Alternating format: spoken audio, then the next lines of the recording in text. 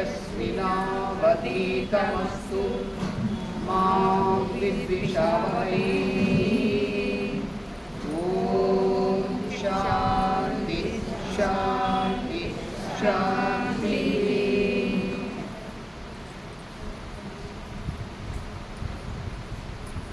ప్రియ ఆత్మబంధువులారా, అధ్యాత్మ శక్తులారా,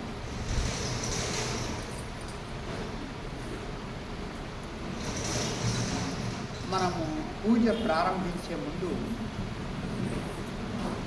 గంట కొడుతూ ఆగమార్థంతు దేవానాం గమనార్థంతు రక్షసా గురు ఘంటారవం తత్ర దేవతాహ్వానలాంఛనం అంటాం. గంట కొడుతూ ఓ దేవతలారా రండి, ఓ రాక్షసులారా అంటే రాక్షసులారా పోండి. గమనార్థం కురు ఘంటారవం, దాని కొరకు ఈ గంటను వాయిస్తూ ఉన్నాను.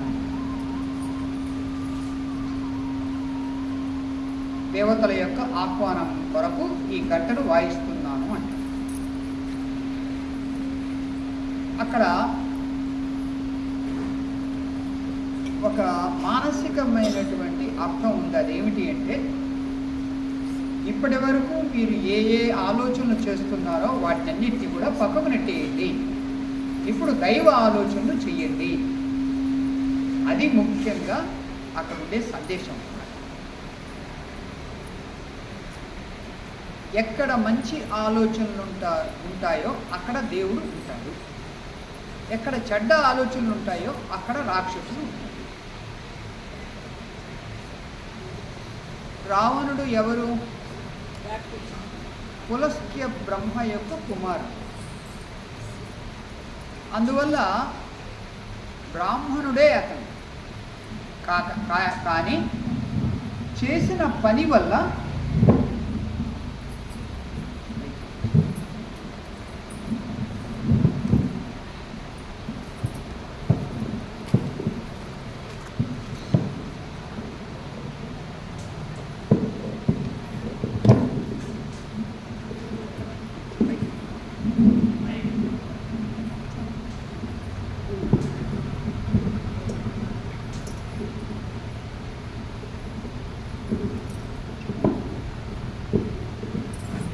చేసిన పని వల్ల రాక్షసుడని చెప్పబడి రామాయణంలో ఆయనకు ఒక పెద్ద పనిష్మెంట్ ఇచ్చారు. సో మన ఆలోచనలు ముఖ్యం. మనం ఈరోజు మాట్లాడబోయే టాపిక్ మతము, ఆధ్యాత్మికము. కాశ్మీర్లో జరిగిన సంఘటన నేపథ్యంగా ఈ టాపిక్ తీసుకోబోతూ ఉన్నాను. కానీ ముందు ఆధ్యాత్మికం గురించి కొంత వివరణ ఇచ్చి అప్పుడు మనము మతంలోకి వెళ్దాం. పిరమిడ్ ధ్యాన కేంద్రం. ధ్యానం అంటే ఏమిటి?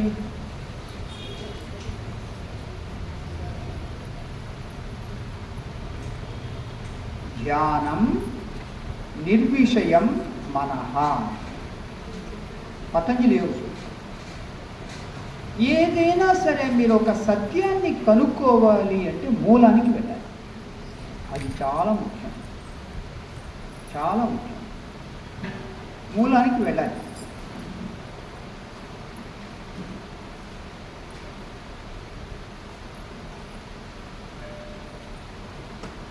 (1947) మత ప్రాతిపదికన భారతదేశం 3 ముక్కలుగా చేర్చబడింది. లేదు, మేము వేరుగా ఉంటాము, మేము మీతో హిందువులతో కలిసి ఉండలేము, మాకు వేరే దేశం ఇవ్వండి, మేము వేరే ప్రాంతం ఇవ్వండి, మేము ముస్లింలము కలిసి ఉండలేమని వాళ్ళు తెగేసి చెప్పేశారు. అప్పుడు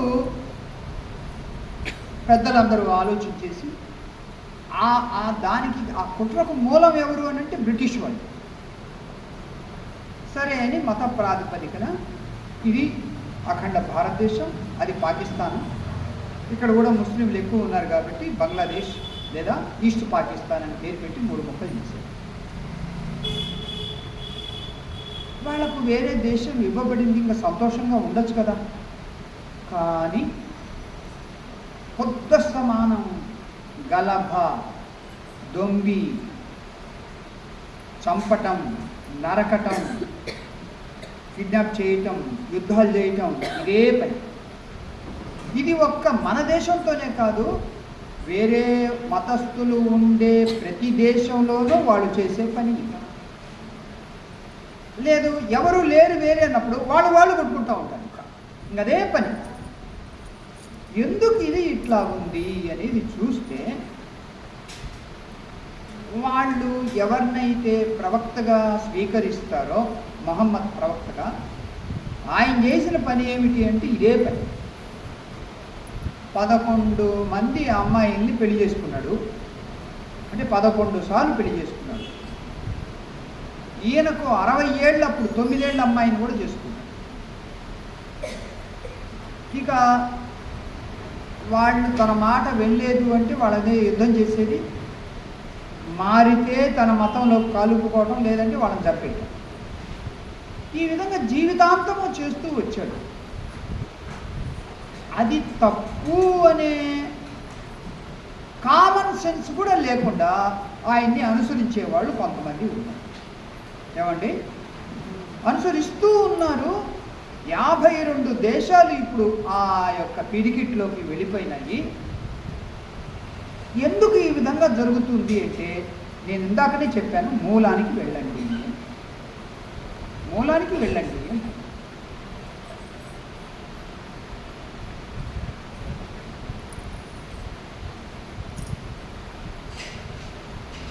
ధ్యానము అంటే నిర్విషయం మనః, మనస్సులో ఏ ఆలోచనలు లేకుండా ఉండటమే ధ్యానం. విషయములు అంటే ఏమిటి?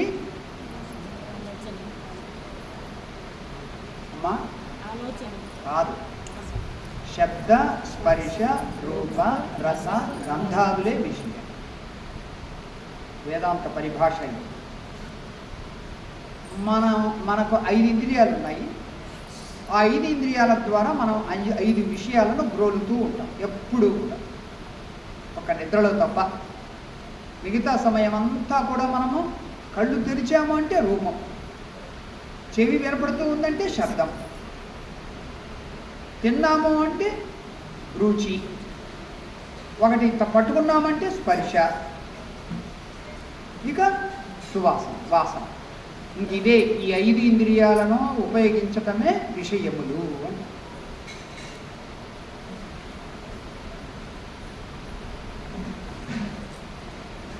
మనస్సు ఎప్పుడూ కూడా ఈ 5 విషయాల్లో నిమగ్నమై ఉంటుంది.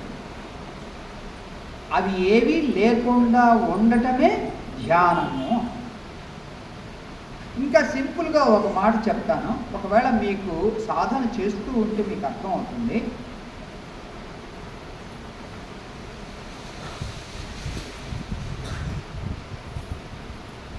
మనస్సుతో ఐడెంటిఫై కాకుండా ఉండటమే ధ్యానము. చాలా సింపుల్, చాలా మీకు అనుభవం ఉంటే అప్పుడు తెలుసు. మనస్సు అనేక నాటకాలు ఆడతాం, దాంతో ఐడెంటిఫై అవ్వద్దు. అప్పుడు ఏమవుతుందంటే ఏముండదు. ఇంకా మీరు మనస్సుతో కలిశారు అంటే తీసుకుపోతా ఉంటుంది. ఎక్కడికేం తీసుకుంటుంది, ఎక్కడికేం తీసుకుంటుంది.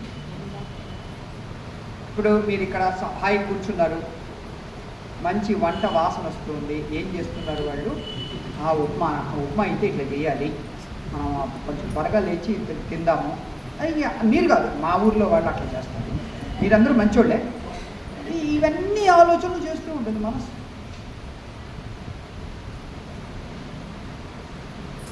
ఆ మనస్సుతో ఐడెంటిఫై కాకుండా దాన్ని సాక్షిగా చూడండి, అదే ధ్యానం.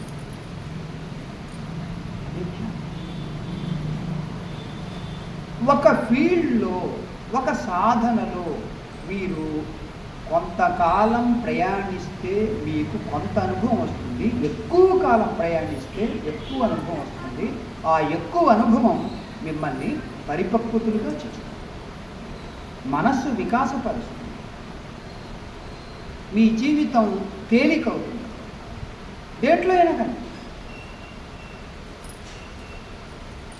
భగవద్గీతలో శ్లోకం ఉందండి, అజ్ఞానేనావృతం జ్ఞానం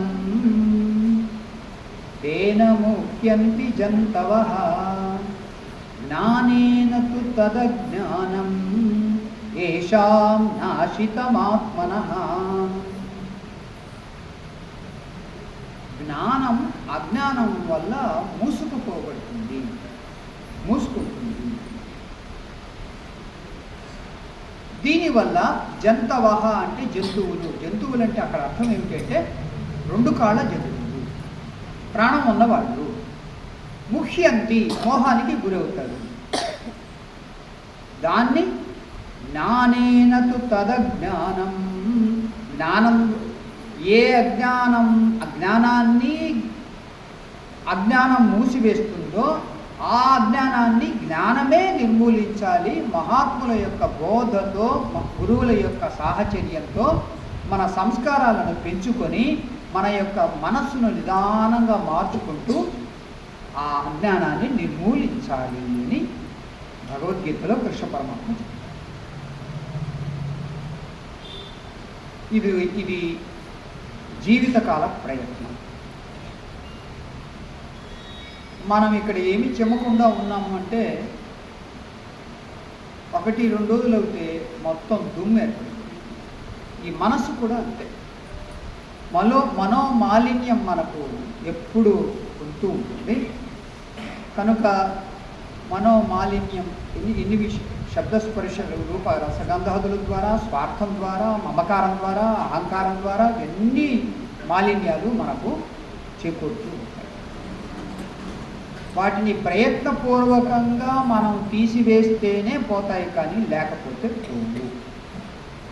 ప్రయత్నం చేయాలి, అది మానసిక ప్రయత్నం చేయాలి.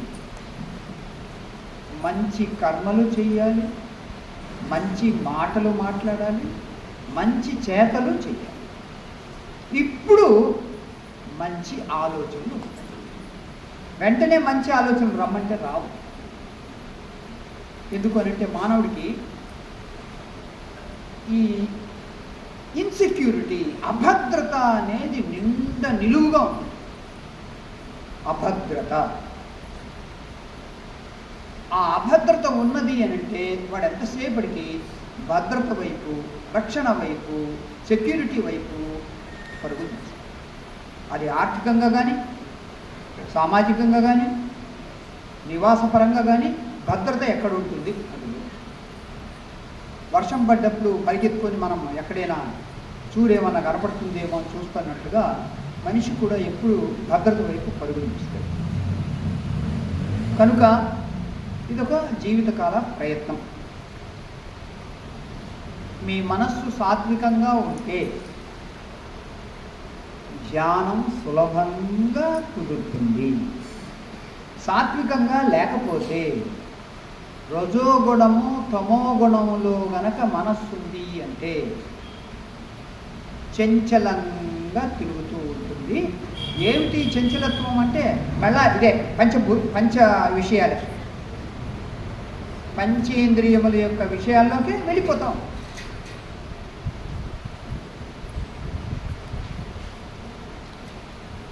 తమోగుణంతో ఉంటే వింటూ ఉన్నప్పుడు కూడా నిద్రపోతారు, పూజ చేస్తూ ఉన్నప్పుడు కూడా నిద్రపోతారు. ఇక మొద్దుతనంగా ఉంటారు, నిద్రపోకపోయినా కానీ మొద్దుతనంగా ఉంటారు, గ్రహించలేరు. ఎందుకు గ్రహించలేరు? సూక్ష్మత. మనస్సును స్వార్థంతో, మమకారంతో ఎంత ముంచితే అది అంత తమోగుణంలోనూ రజోగుణంలోనూ మునిగి. ఎంత నిస్వార్థంగా చేస్తే దాన్ని మన చర్యల ద్వారా, మాటల ద్వారా మరియు కర్మల ద్వారా, వీటి ద్వారా అప్పుడు అది సాత్వికంగా మారుతూ ఉన్నప్పుడు ధ్యానం సులభం అవుతుంది.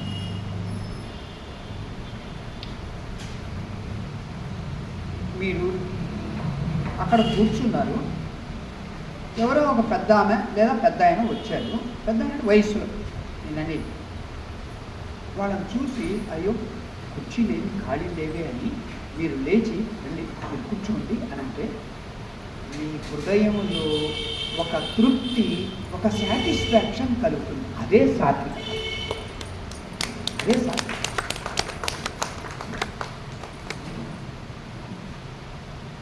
మనస్సు, మన జీవితం ఎప్పుడు కూడా స్వార్థం వైపు నడుస్తూ ఉంటుంది.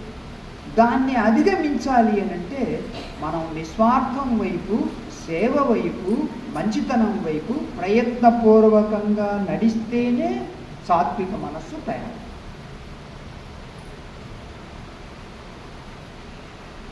కనుక ఆధ్యాత్మికము అనేది మీరు ప్రయత్నం చేసి ఆ సాధనా మార్గంలో ఉంటే మనస్సు ఎప్పుడైతే సాత్వికంగా ఉంటుందో అప్పుడు దానికి తనను తాను నిగ్రహించుకోవాలి, తనను తాను దిద్దుకోవాలి, తాను ఒక ఉన్నతమైనటువంటి శ్రేష్టమైనటువంటి మార్గములో నడవాలి అని అనిపించి అప్పుడు ఆ విధంగా కొంతకాలం పాటు ప్రయాణించిన తరువాత అప్పుడు మనస్సు అంతర్ముఖమవుతుంది. ఆ అంతర్ముఖం అవటమే ఆధ్యాత్మిక జీవితం, అదే సాధన. అది ఆత్మని తిష్టతి ఇది అధ్యాత్మ. తనలోనే ఉండేటువంటి ఆత్మస్వరూపం ఏదైతే ఉందో దాని వైపు ప్రయాణం చేయటమే ఆధ్యాత్మిక సాధన. దాని గురించి తెలుసుకోవటమే ఆధ్యాత్మిక జ్ఞానం. దాని యొక్క విషయాన్ని ఇంకా తెలుసుకోవటం కొరకు చదివేదే ఆధ్యాత్మిక పఠనం, ఆధ్యాత్మిక గ్రంథం. మనకు ఎంతో ఆధ్యాత్మిక పరంపర ఉంది, కానీ దురదృష్టవశాత్తు ఏంటో కానీ మనకు మతములో ఉండేవాళ్ళు అలవాటు చేసి చేసి చేసి మనకు ఎంతసేపటికి కోరికల యొక్క పుట్టలోనే ఆగిపోయామో ఆ కోరికలను ఛేదించుకొని పరమాత్మ వైపు, అది నా అంతరంగంలోనే ఉంది, అదే ఆత్మ అంటున్నాము, ఇటువైపు ప్రయాణించాలి అనేది ఎక్కడ కనపడుతుంది. ఇప్పుడు పిరమిడ్ ధ్యానం అనేది ఒకటి సంస్థ వచ్చింది. గత 20 ఏళ్ళుగా 25 ఏళ్ళుగా యాక్టివ్గా ఉంది. ఆ సాధనలు జరుగుతున్నాయి, క్యాంపులు జరుగుతున్నాయి, కోర్సులు జరుగుతున్నాయి. దీని వెనుక ఎంఎంవై ఎస్ఎస్వై ఉంది, సిద్ధ సమాధి యోగ. దాని నుంచి వచ్చిందే ఎంఎంవై ధ్యాన మండలి. సిద్ధ సమాధి యోగాలో ఈ కోర్సు 10-12 రోజులు 13 రోజులు కోర్సు నడిపిన తర్వాత వాళ్ళ 3 రోజుల కోసం ఏఎంసి అడ్వాన్స్డ్ మెడిటేషన్ కోర్స్ అని, ఆ తర్వాత భావ సమాధి యోగా అని బిఎస్టి అని అవి ట్రైనింగ్ ఇస్తారు, అక్కడికి తీసుకెళ్తారు. సో చీకటికల్పల్లిలో అక్కడ ఒక మానసిక వ్యాయామం చేయిస్తారు మీ చేత. ఏంటి అంటే మీరు వీలునామా రాయండి అని. అదొక మెంటల్ ఎక్సర్సైజ్. వీలునామా రాయండి. ఎలా రాస్తారు? హాయిగా ఆరోగ్యంగానే ఉన్నావు, ఎలా రాస్తావు? కానీ నీవు ఎంత ఘర్షణకు లోనవుతావో అక్కడ వీలునామా రాయటానికి. ఎవరికి రాయాలి? భార్యకు రాయన్నా, కొడుకులు రాయన్నా, కూతుర్లకు రాయన్నా, వాళ్ళకు రాయన్నా, వీళ్ళకు రాయన్నా, ఎంత రాయాలి? నిజంగా వీలునామా నిజంగా నువ్వు రాస్తే ఆ ప్రాపర్టీ గురించి నీకు మోహం ఉంటుందా? చెప్పండి. ఏ ప్రాపర్టీ గురించి నేను వీలునామా రాసేసానో నీకు తర్వాత నిజంగా వ్యామోహం ఉంటుందా? ఉన్నది అంటే అది ఉత్తిత్తి వీలునామా. లేదు అంటే అది నిజమైన వీలునామా. అంటే ఏంటి? నీ మనస్సును నిజంగా నువ్వు కాగితం మీద పెట్టలేదు అని. అప్పుడు అదేం వీలునామా? అందరి జీవితాలు ఇలాగే నడుస్తాయి. అందరి జీవితం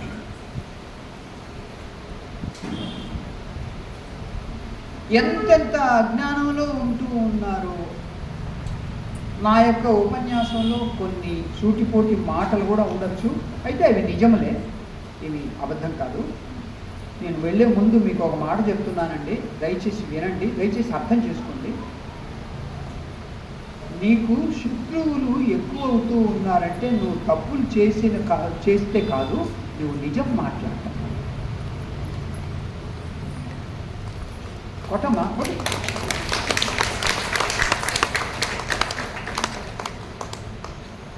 నా యొక్క ఉపన్యాసాల్లో తరచుగా ఇలాంటి వాక్యాలు వస్తూ ఉంటాయి.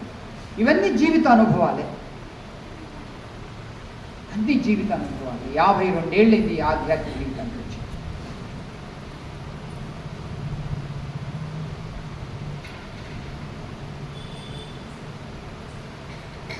కనపడేవి చూడటానికి నీ కళ్ళు చాలు, కనపడనిది చూడటానికి నీ వివేకం కాదు.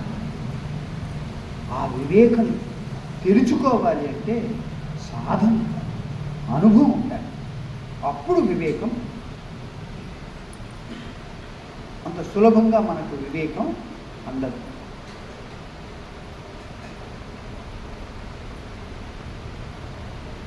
నది ఎప్పుడు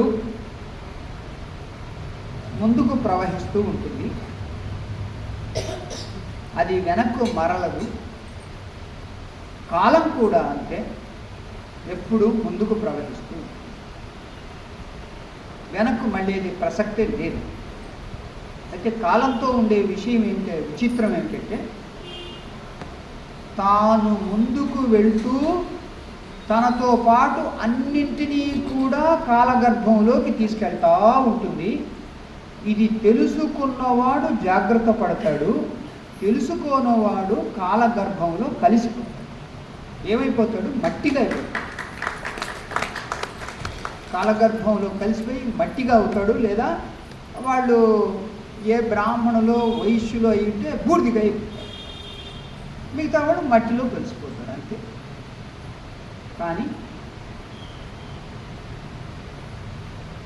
తెలివిగలవాడు నది నీరును ఆనకట్ట వేసి నిలుపుకొని ఇటు అటు మళ్లించి కాలువల ద్వారా పంట పొలాలను పండించుకుంటాడు, ఉపయోగించుకుంటాడు. కాలాన్ని కూడా ఎవరైతే సరిగ్గా అర్థం చేసుకుంటారో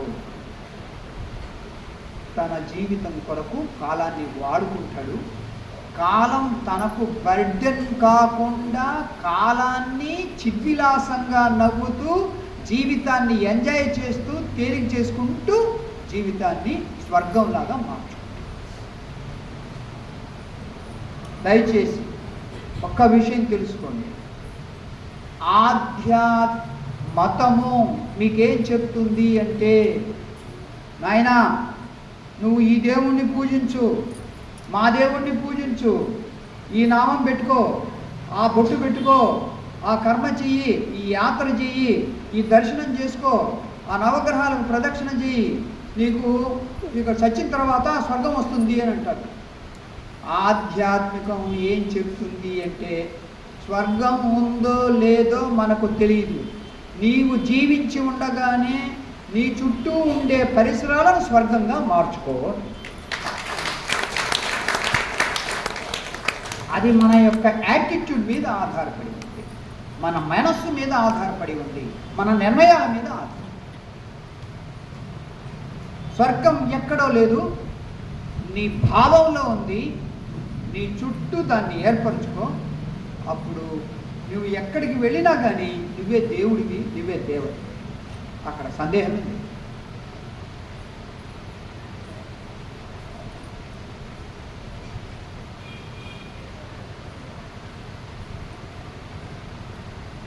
జీవితం అంటే చలనం, నిరంతర పురోగమనం, భవిష్యత్తు లక్ష్యాల వైపుగా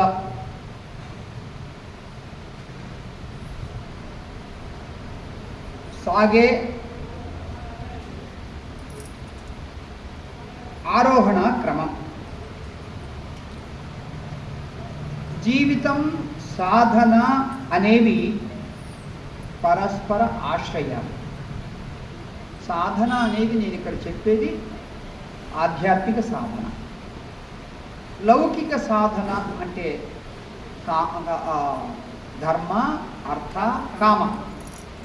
ఇవి లౌకిక సాధనలో అందరూ దానికోసమే పరుగులు తీస్తూ ఉన్నారు, ప్రయత్నిస్తూ ఉన్నారు, జీవితం అంతా దాంట్లోనే వెచ్చిస్తూ ఉన్నారు.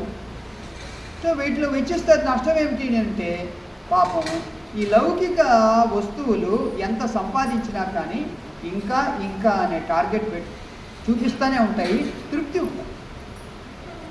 కానీ ఆధ్యాత్మిక సాధన కనుక మీకు ఒక అనుభవం కనుక వచ్చింది అంటే చాలు, ఆనందంగా ఉందాము, అనవసరం నేను ఎంతవరకు జీవిస్తానో తెలియదు, వచ్చేటప్పుడు ఉత్త చేతులతో వచ్చాను, పోయేటప్పుడు ఉత్త చేతులతో పోతాము, మధ్యలో మనకు ఎంత కావాలి అది ఉంది, మన జీవితాన్ని సంతోషంగా సాగిద్దాము. నా కొడుకులకు, నా కూతుర్లకు, నా మనవళ్లకు, నా మనవరాళ్లకు, నా కుటుంబ సభ్యులకు ఇవ్వాల్సింది సంస్కారం, ఇవ్వాల్సింది జ్ఞానం. వాళ్ళ కాళ్ళ మీద వాళ్ళు నిలబడి సంపాదించుకుని జీవించేటట్లుగా నేను ఏమి ఇవ్వాలి అంటే సంస్కార సంపాదన, జ్ఞాన నిధి, అది ఇస్తే వాళ్ళే బతుకుతారు అనే అవగాహన వస్తే అది ఆధ్యాత్మిక జీవితం. మన శాస్త్రాల్లో ఎక్కడా కూడా నీ సంతానానికి నువ్వు కష్టపడి మూట కట్టి ఇవ్వాలి అని ఎక్కడ సంస్కారాన్ని ఇవ్వాలి, జ్ఞానాన్ని ఇవ్వాలి, వాళ్ళ కాళ్ళ మీద వాళ్ళు నిలబడతారు. నువ్వు ఇది ఇవ్వకుండా ఉంటే, కష్టపడి చెమట వచ్చి మూట కట్టిస్తే దాన్ని వాడు నిలుపుకుంటాడు, పోగొట్టుకుంటే పోగొట్టుకుంటాడు. సంస్కారాన్ని ఇవ్వండి. సంస్కారాన్ని ఇచ్చినప్పుడు దాన్ని నిలుపుకోవటమే కాకుండా దాన్ని ఆ సంస్కారాన్ని ఇచ్చినటువంటి వాళ్ళను కూడా కాపాడుకుంటాడు. తనను గొప్పవాడిగా చేసుకుంటాడు, తనకు సంస్కారాన్ని ఇచ్చినటువంటి తన తల్లిదండ్రులను కాపాడుకుంటాడు. ఈ సంస్కారాలు ఇవ్వకుండా ఉంటే, జ్ఞానం లేకుండా ఉంటే, నువ్వు ఇచ్చిన మూటను ఉంచుకొని ఇంకా ఇంకా తెమ్మని అంటూ నిన్ను ఏమైనా చేయవచ్చు, ఎంత బాధనైనా పెట్టవచ్చు. దయచేసి ఇక్కడ చూడండి అమ్మా, కొందరికి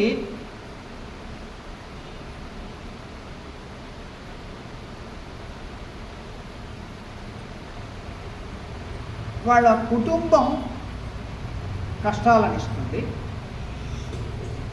కొందరికి వాళ్ళ వ్యాపారం కష్టాలను ఇస్తుంది, కొందరికి వాళ్ళ ఉద్యోగం కష్టాలను ఇస్తుంది, కొందరికి వాళ్ళ బాధ్యతలు కష్టాలను ఇస్తాయి, కొందరికి కొడుకులు కష్టాలను ఇస్తారు. కానీ నేనేమంటానంటే వాటన్నింటికంటే కూడా అతిగా కష్టపెట్టేది వాళ్ళ మనస్సే. ఎందుకంటే వీళ్ళందరూ ఎక్కడున్నారు? మనస్సులో ఉన్నారు. ఆ మనస్సును నువ్వు అసంగంగా మార్చు, ఎవరు కష్టపెడతారు నిన్ను? అంటే మీ ఊర్లో అందరూ మంచివాళ్ళు, మా ఊర్లో గురించి చెప్తున్నాను. మీ ఊర్లో అందరూ మంచివాళ్ళు, పిల్లలు కానీ అంటున్నారు. మనస్సే మనల్ని కష్టపెట్టేది. వాడెవడో నిన్ను పరిమాణోడా అన్నాడు అనుకో, నువ్వేమి స్వీకరించొద్దు.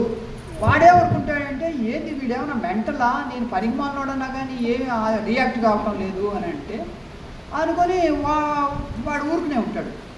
ఆ తర్వాత వీడేం చేస్తాడంటే వాడి దగ్గరికి వెళ్ళి, ఒరే నేను పనికిమాలినోడా అన్నానని చెప్పుకోరా అని అంటాడు. వీడు వెళ్ళి వాడితో చెప్తాడు, ఒరే నువ్వు పనికిమాలినోడాను అంటే, వాడి బయటికి చెప్పాడా లోపల అనుకున్నాడా అని అడుగుతాడు. బయటికి చెప్పాడంటే, బయటికి చెప్తే గాలికి పోతుంది అని అంటాడు. వాడు లోపల అనుకున్నాడు అని అంటే వాడినే తగులుతుందిలే అని అంటాడు. అయిపోయింది. How do you receive, action ఎట్లాగుంది, రియాక్షన్ ఎట్లాగుంది. రియాక్షన్ లేకుండా ఉంటే యాక్షన్ ఏం చేయలేదు. ఇంతే. ఇదే పరిపక్వత అంటే, ఇదే మానసిక మెచ్యూరిటీ అని.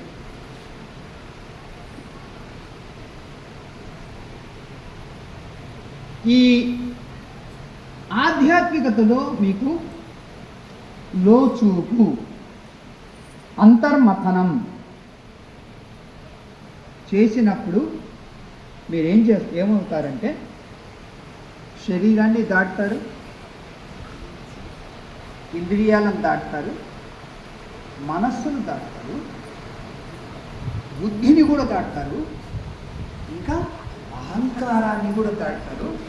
ఆ అహంకారాన్ని కూడా దాటినప్పుడు ఏదైతే నేను నేను నేను అని అంటూ ఉందో అక్కడికి చేరుకుంటుంది. ఏదైనా శబ్దం మీరు చూడండి, 7 మనకు శబ్దం ఎట్లా నడుస్తుంది? అహం నేను, ఆవాం మేమిద్దరము, వయం మేమందరము అని ఈ విధంగా నేను, నాది, నా వల్ల, నా చేత, నా కొరకు, నా నుండి, నా యొక్క, నాలో అని ఈ విధంగా శబ్దం నడుస్తుంది కదా. కానీ వీటన్నింటికీ ప్రాతిపదిక మూలం ఏది అంటే నేను. ఆ నేను గనక మీరు పట్టుకున్నారు అంటే ఆధ్యాత్మికం అర్థమైంది. అంటే ఆ నేను దగ్గరికి రావటమే ఆధ్యాత్మికత. ఈ ఆధ్యాత్మికత అనేది అందరికీ కావాలి. ఎందుకు అని అంటే, ఎవరైనా పెళ్లిలో, కాశీ యాత్రలో తల్లిదండ్రులు చూసి గురుకులా నుంచి వచ్చిన తర్వాత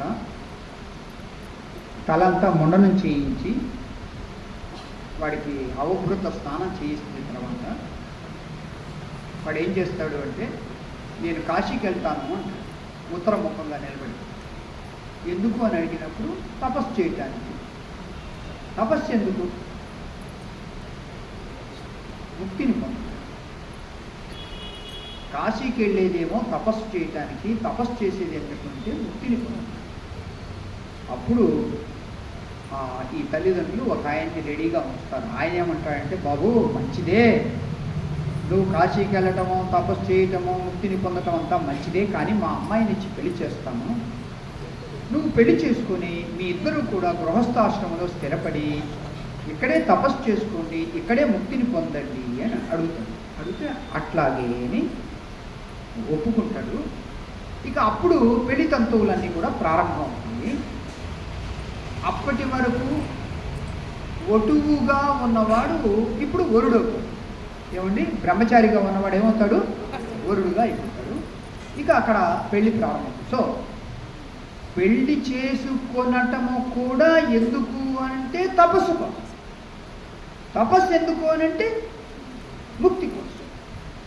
అది బ్రహ్మచారి కావచ్చు, సన్యాసి కావచ్చు, ముక్తి కోసమే కాదు, ఒక గృహస్థుడుగా, వానప్రస్థుడుగా కూడా మన యొక్క జీవిత గమ్యం ఏమిటంటే ముక్తి, మోక్షం. మన కల్చర్ ఆ ముక్తి మోక్షం ఎప్పుడు సిద్ధిస్తుంది అంటే, ఆ నేను అనేది కనుక అర్థమైంది అంటే అప్పుడు సిద్ధిస్తుంది. అంతే, దాంట్లో సందేహం లేదు. ఇక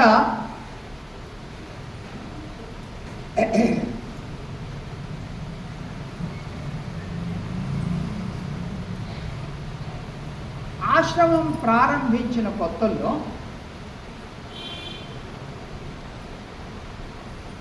కాశీనాయన ఆశ్రమాన్ని నడిపేటువంటి కొంతమంది, స్వామీజీ మీరు వచ్చి కాశీనాయన ఆశ్రమంలో వారానికి ఒకసారైనా కానీ మీరు ప్రవచనం చెప్పండి, మేము ఏర్పాటు చేస్తాము. సరే అని నేను ప్రతి ఆదివారం రావటము అని నిర్ణయించుకొని వస్తూ ఉన్నాను. మొదటి ఆదివారం అక్కడ ఉపన్యాసం చెప్పినప్పుడు 100 మంది ఉన్నారు. రెండవ ఆదివారం వెళ్ళినప్పుడు 50 మంది ఉన్నారు. మూడవ ఆదివారం వెళ్ళినప్పుడు 25 మంది ఉన్నారు. 4వ ఆదివారం వెళ్ళినప్పుడు 10 మంది ఉన్నారు. వాళ్ళు కూడా మన శిష్యులు. అక్కడ వాళ్ళు ఎవరు రాలేదు. ఆ తర్వాత 15 రోజులకు ఒకసారి వస్తానండి, ఎందుకంటే జనం ఎవరు రావట్లేదు కాబట్టి అంటే, సరే స్వామీజీ అన్నారు. 15 రోజులకు వెళ్తూ వచ్చాను. అది 2-3 సార్లు జరిగిన తర్వాత ఇంకా అసలు ఎవరు రావట్లేదు. ఇప్పుడు ఎందుకు ఇలా? మొన్న ఆశ్రమానికి ఒక వ్యక్తి వచ్చారు 10 గంటలకు. స్వామీజీ మీరు ఏదైనా నాకు పండు ఇవ్వండి అని ఏమన్నాడంటే, నాకు చాలా కష్టాలు ఉన్నాయి, పండు ఇవ్వండి అన్నాడు. సో ఆశ్రమానికి రావటము, స్వామీజీని దర్శించడం ఎందుకండి అని అంటే, తన కష్టాలు పోవటం. ఆంజనేయ స్వామి గుళ్ళో హనుమత్ జయంతికి ముందే కొన్ని వారాల ముందు హనుమాన్ చాలీసా నేర్పించండి స్వామీజీ అని అడిగాడు. సరే అని హనుమాన్ చాలీసా నేర్పించారు. ఎంతమంది వచ్చారు? 200 మంది వచ్చారు నేర్చుకోవడానికి. ఆ హనుమత్ జయంతి రోజు ఉపన్యాసం చెప్పడానికి వెళ్తే 50 మందో 60 మందో ఉన్నారు. సో అంత మన ఓరియంటేషన్ అంతా ఎక్కడుంది అని అంటే, మోక్షం వైపు నడుస్తూ ఉందా, కోరికల వైపు, సమస్యలు తొలగించుకోవటం వైపు, కష్టాలు తొలగించుకోవటం వైపు, బాధలు తొలగించుకోవటం వైపు, నవగ్రహాలను సంతృప్తి చెందించటం వైపు, ఇటువైపు సాగుతుందా అనంటే, లౌకికమైనటువంటి దృష్టి ఉందే కానీ ఆధ్యాత్మిక దృష్టి, మోక్ష దృష్టి మనకు లేనే లేదు. అదే జీవితం నడుస్తూ ఉంది అందరిలోనూ. ఎందుకు ఇది? నేను ఇందాకనే చెప్పాను, ఏ సమస్యకైనా కానీ మూలానికి వెళ్ళండి అంటూ వస్తుంది. ఎందుకు ఇది? ఎందుకు ఇలా ఉన్నది?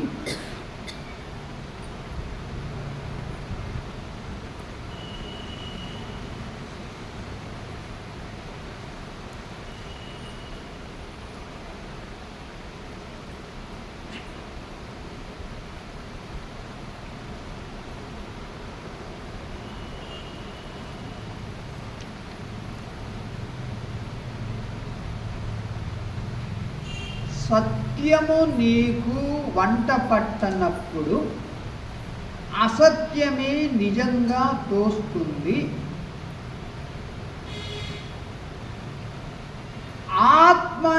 ఆత్మస్వరూపాన్ని నేను అనే ఎరుక లేనప్పుడు శరీరమే నేను అనే స్పృహ రూఢి అవుతుంది, గట్టిపడుతుంది.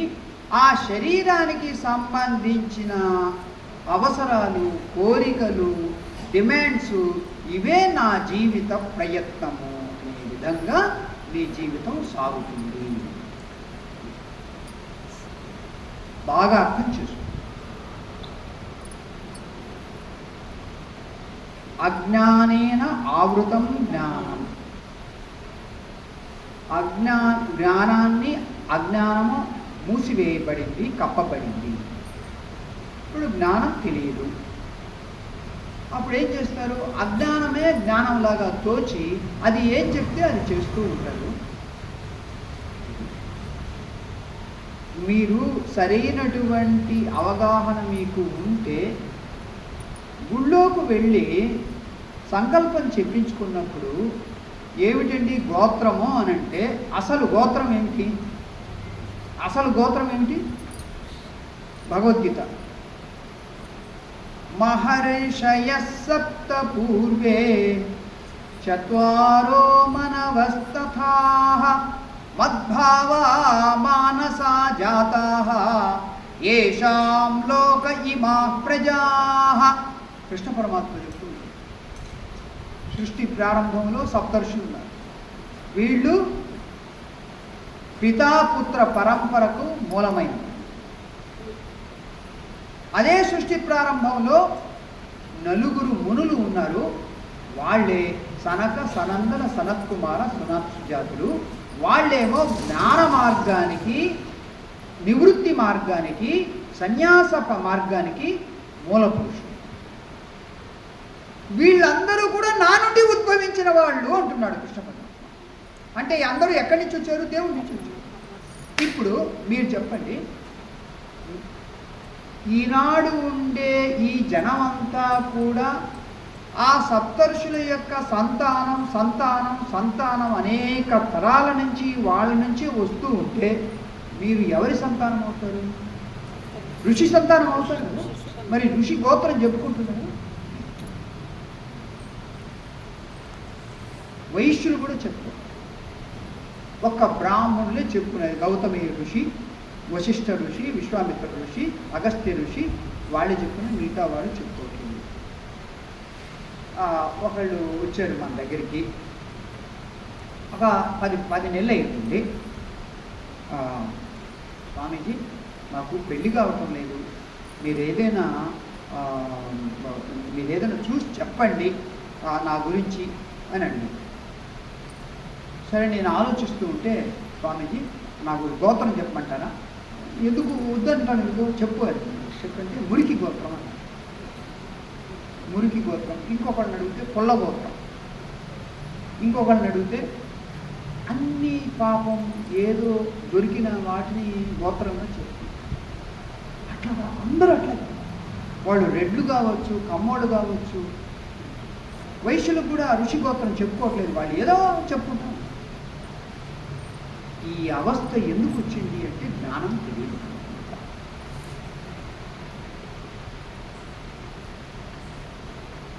నిజంగా ఇది దురదృష్టం అండి. ఇక అసలు విషయంలోకి నేను వెళ్తూ ఉన్నాను. దయచేసి నేను ఈ విషయం మతం గురించి చెప్పబోతూ ఉన్నాను. ఎందుకు అనంటే మిమ్మల్ని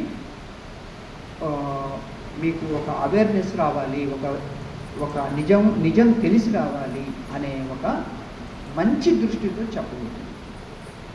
ఇది నా యొక్క ఈ వివరణ ఎట్లా ఉంటుంది అంటే, ఇక మీదట రాబోయే ఒక 45 నిమిషాలు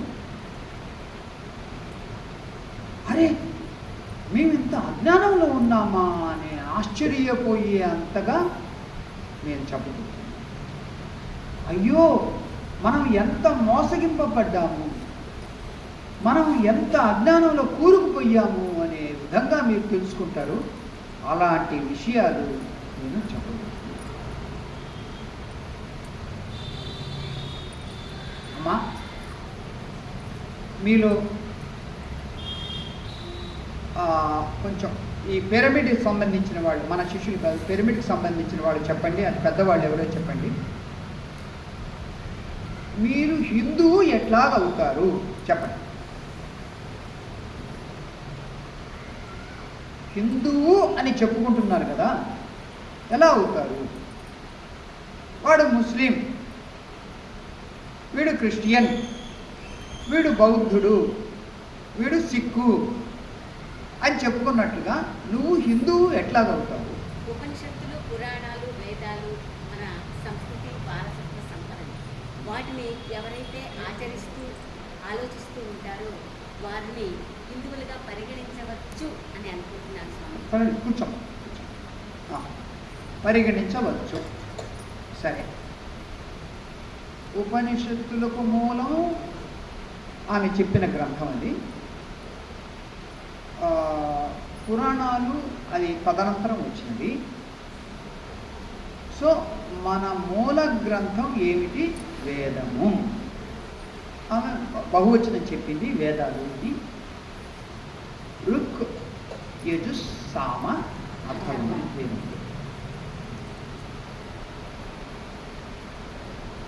నీవు అది చదువుకోవటానికి నీకు అధికారం ఉందా? ఇది ప్రశ్న. ఆస్కారం ఉందా? నిజంగానే ఏర్పేడు వ్యాసాశ్రమ వ్యవస్థాపకులు ఎవరైతే ఉన్నారో ఆయన ఒక అద్భుతమైన చైతన్యాన్ని తీసుకొచ్చి మనందరికీ అధికారాన్ని కల్పించారు అనుకుంటాను స్వామీజీ.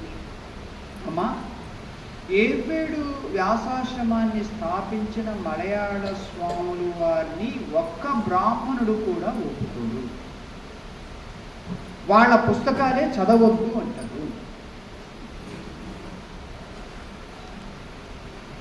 ఈ మధ్య బెంగళూరు దగ్గర చిక్బళ్ళాపూర్ దగ్గర సత్యసాయి యూనివర్సిటీ ఉంది. అక్కడికి వెళ్ళాను, 2 రోజులు క్యాంప్ చేశాను. అక్కడ వేద గురుకులం ఉంది. ఆ గురుకులానికి వెళ్తే అక్కడ సరస్వతి మందిరం ఉంటే ఆ మందిరంలో వ్యాసపీఠం మీద ఆర్య సమాజ్ వాళ్ళు ముద్రించినటువంటి పుస్తకాలను చూశాను. ఇంత పెద్ద పుస్తకాలు వీడియో తీసి కూడా నేను పంపించాను. ఇంత లావు పుస్తకాలు, ఋగ్వేదం, యజుర్వేదం, సామవేదం. వాళ్ళు అక్కడ పండితులు ఏమంటున్నారంటే, అబ్బే అవి ఆథెంటిక్ కాదండి, ఆర్య సమాజ్ వాళ్ళు రాసింది ఆథెంటిక్ కాదు. సో టీటీడీ వాళ్ళు అచ్చు వేసినవి ఆథెంటిక్, టీటీడీ వాళ్ళు ఏదో కొన్ని భాగాలు అచ్చు వేసారే కానీ పూర్తిగా వేయలేదు. అమ్మా అసలు లోపం ఎక్కడి నుంచి ప్రారంభమైంది అనే దానికి నేను అడుగుతున్నాను. అందువల్ల నన్ను సరిగ్గా అర్థం చేసుకున్నాను. సో ఆమె చెప్పినట్టుగా హిందూ ధర్మ మూల గ్రంథం వేదము. వేదాన్ని చదువుకోవటానికి, అధ్యయనం చేయటానికి, తెలుసుకోవటానికి ఆస్కారం ఉండి దాన్ని ఉపయోగించుకునేవాడు హిందువు. కానీ ఆ అర్హతే నీకు లేదు. అంతెందుకు, సంస్కృతం నేర్చుకోవడానికి అర్హత లేదు, లలితా సహస్రనామం చదువుకోవటానికి అర్హత లేదు, గాయత్రి మంత్రం చేయటానికి అర్హత లేదు. ఈ దేనికి అర్హత? సో ఇక్కడ మనకు ఆరంభంలో ఉండే విద్య వేద విద్య. ఆ తర్వాత వేదాంగాలు వచ్చాయి. శిక్ష, కల్పం, వ్యాకరణం, ఛందస్సు, జ్యోతిషం, ఇవి 6 వేదాంగాలు. ఇవి ఇవి ఇవి నేర్చుకోవడానికి కూడా ఆస్కారం. దేనికి నువ్వు ఆస్కారం ఉంది, దేనికి నీకు అర్హత ఉంది అంటే, కష్టపడి పని చెయ్యి, ఆ వేదం నేర్చుకున్న వాడిని పోషించు, తర్వాత వాళ్ళు చెప్పినట్టుగా విను, వాళ్ళు చెప్పినట్టుగా నడుచుకో, దీనికి నీకు ఆస్కారం. ఇక్కడ ఫండమెంటల్గా ఒక ప్రశ్న అడుగుతుంది. ఏ మతంలో నీకు నిజంగా మూలములో ప్రవేశం లేదో, దాని ద్వారా నీవు ఏ విధమైనటువంటి లాభము పొందలేకపోతున్నావో, ఇంక మరి ఏంటి లాభం అని అంటే ఏమీ లేదు లాభం. వ్రతాలు చేస్తున్నావు, గుడికి వెళ్తున్నావు, గంట కొడుతున్నావు, కొబ్బరికాయ కొడుతున్నావు, సగం చెప్పిస్తాడు, నువ్వు తీసుకుంటావు, ఇంటికి వస్తావు, వాళ్ళు చెప్పినట్టుగా ఏదో పూజలు చేసుకుంటావు. అది కూడా దేనికి? ఈ కోరికలు నెరవేరాలి, ఆ కోరికలు నెరవేరాలి, మొదటి నుంచి ఇదే గొల. మతము వల్ల, మతములో నీ స్థానం ఏమిటి, నీ భాగస్వామ్యం ఏమిటి అని చూస్తే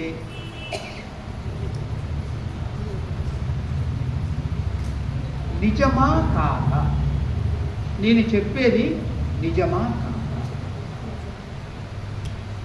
ఆ మతాన్ని, ఆ మంత్రాన్ని, ఆ శాస్త్రాన్ని వాడుకొని ఒక 2% వాళ్ళు తమ పబ్బం హాయిగా గడుపుకుంటున్నారు, తమ జీవితాన్ని అట్లాగే సాగిస్తూ ఉన్నారు.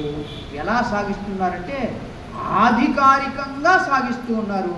అంటే నీకేమో తెలియదు, వాడికేమో తెలుసు, కాబట్టి వాళ్ళు ఉన్నతులు, మీకు తెలియదు కాబట్టి మీరు హీనులు.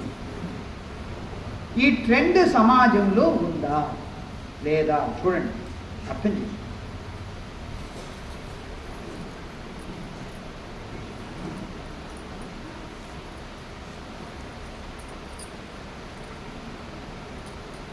మతం వల్ల నీకు దమ్మిడి కూడా ప్రయోజనం లేనప్పుడు నీకు మతానికి ఏ విధమైనటువంటి అవినాభావ సంబంధం ఏర్పడింది? ఎక్కడైనా ఏ విధమైన ప్రయోజనం లేనప్పుడు, లాభం లేనప్పుడు వాడికి సంపాదన అంతా మతం ద్వారా, దాని ద్వారానే బతుకుతున్నాడు. కాబట్టి వాడేమో సొంతం చేసుకుంటాడు, నీకేమో ఏం తెలియదు కాబట్టి ఇదిగో ఈ జపం చేసుకో, ఈ కష్టం పోగొట్టుకో, ఈ వ్రతం చేసుకో, ఈ వాయినం ఇవ్వు, ఈ తద్దినం పెట్టు, ఈ దానం చెయ్యి అని ఇదే నీకు తెలుసు. మరి మతం ఏం తెలుసు నీకు? నీ భాగస్వామ్యం ఏమిటి మతము?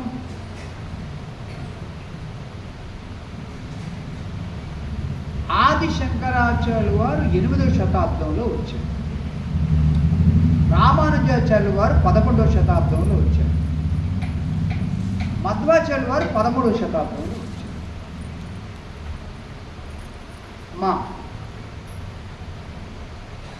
శంకరులు వచ్చే వరకు భారతదేశం కల్మషం లేకుండా, కుల వ్యవస్థ లేకుండా అందరూ సోదరులాగా మెలుగుతూ సామరస్య జీవితాన్ని గడుపుతూ వచ్చారు. శంకరులు వచ్చిన తర్వాత నిదానంగా సమాజంలో కాంక్రీట్ తనము, పటిష్టం కావటము, ఈ విధంగానే సిస్టమ్ ఉండాలి, ఈ విధంగానే ఉండాలి, మేము చెప్పినట్టుగా నడవాలి అనే విధంగా రావటం ప్రారంభమై 11వ శతాబ్దం వచ్చేసరికి పెద్ద పెద్ద గుళ్ళు, గోపురాలు, ఆలయాలు కట్టడం మొదలుపెట్టి ఇక అక్కడ ప్రతిష్టాపన చేసిన దేవుడి పక్కన, విగ్రహం పక్కన వీళ్ళే అక్కడుండి అన్నీ మేనేజ్ చేస్తూ, ఎందుకంటే దేవుడు విగ్రహం కదా, ఆయనే మాట్లాడుతూ వీళ్ళు మేనేజ్ చేస్తూ అధికారం మొత్తం, పవర్ మొత్తం తమ గుప్పిట్లోకి తెచ్చుకున్నారు. ఇంకా అప్పటి నుంచి ఈ కుల వ్యవస్థ అనేది ఏర్పడి శోషించటం, పీడించటం, బాధించటం, వాడుకోవటం, అజ్ఞానంలో ఉంచటం అనేది ప్రారంభం. ఇవన్నీ ఎందుకు చెప్తున్నారు స్వామీజీ అని అంటే, అజ్ఞానం నుండి బయటపడినప్పుడు జ్ఞానం నాలోనే ఉంది అని తెలుసుకొని ఆధ్యాత్మికం అనేది నాలోనే ఉంది అని తెలుసుకుంటారు.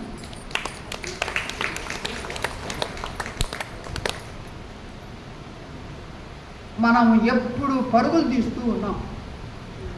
ఎక్కడికి? 7 కొండల మీదకి ఎక్కువ గుండు కొట్టించుకో, లడ్డు తీసుకొని రా, నాకు ప్రసాదం ఇస్తారు. అక్కడ లేకపోతే శ్రీశైలం వెళ్ళు, లేకపోతే యాదగిరి కొట్టకొళ్ళి, ఇంకో చోటుకు వెళ్ళి.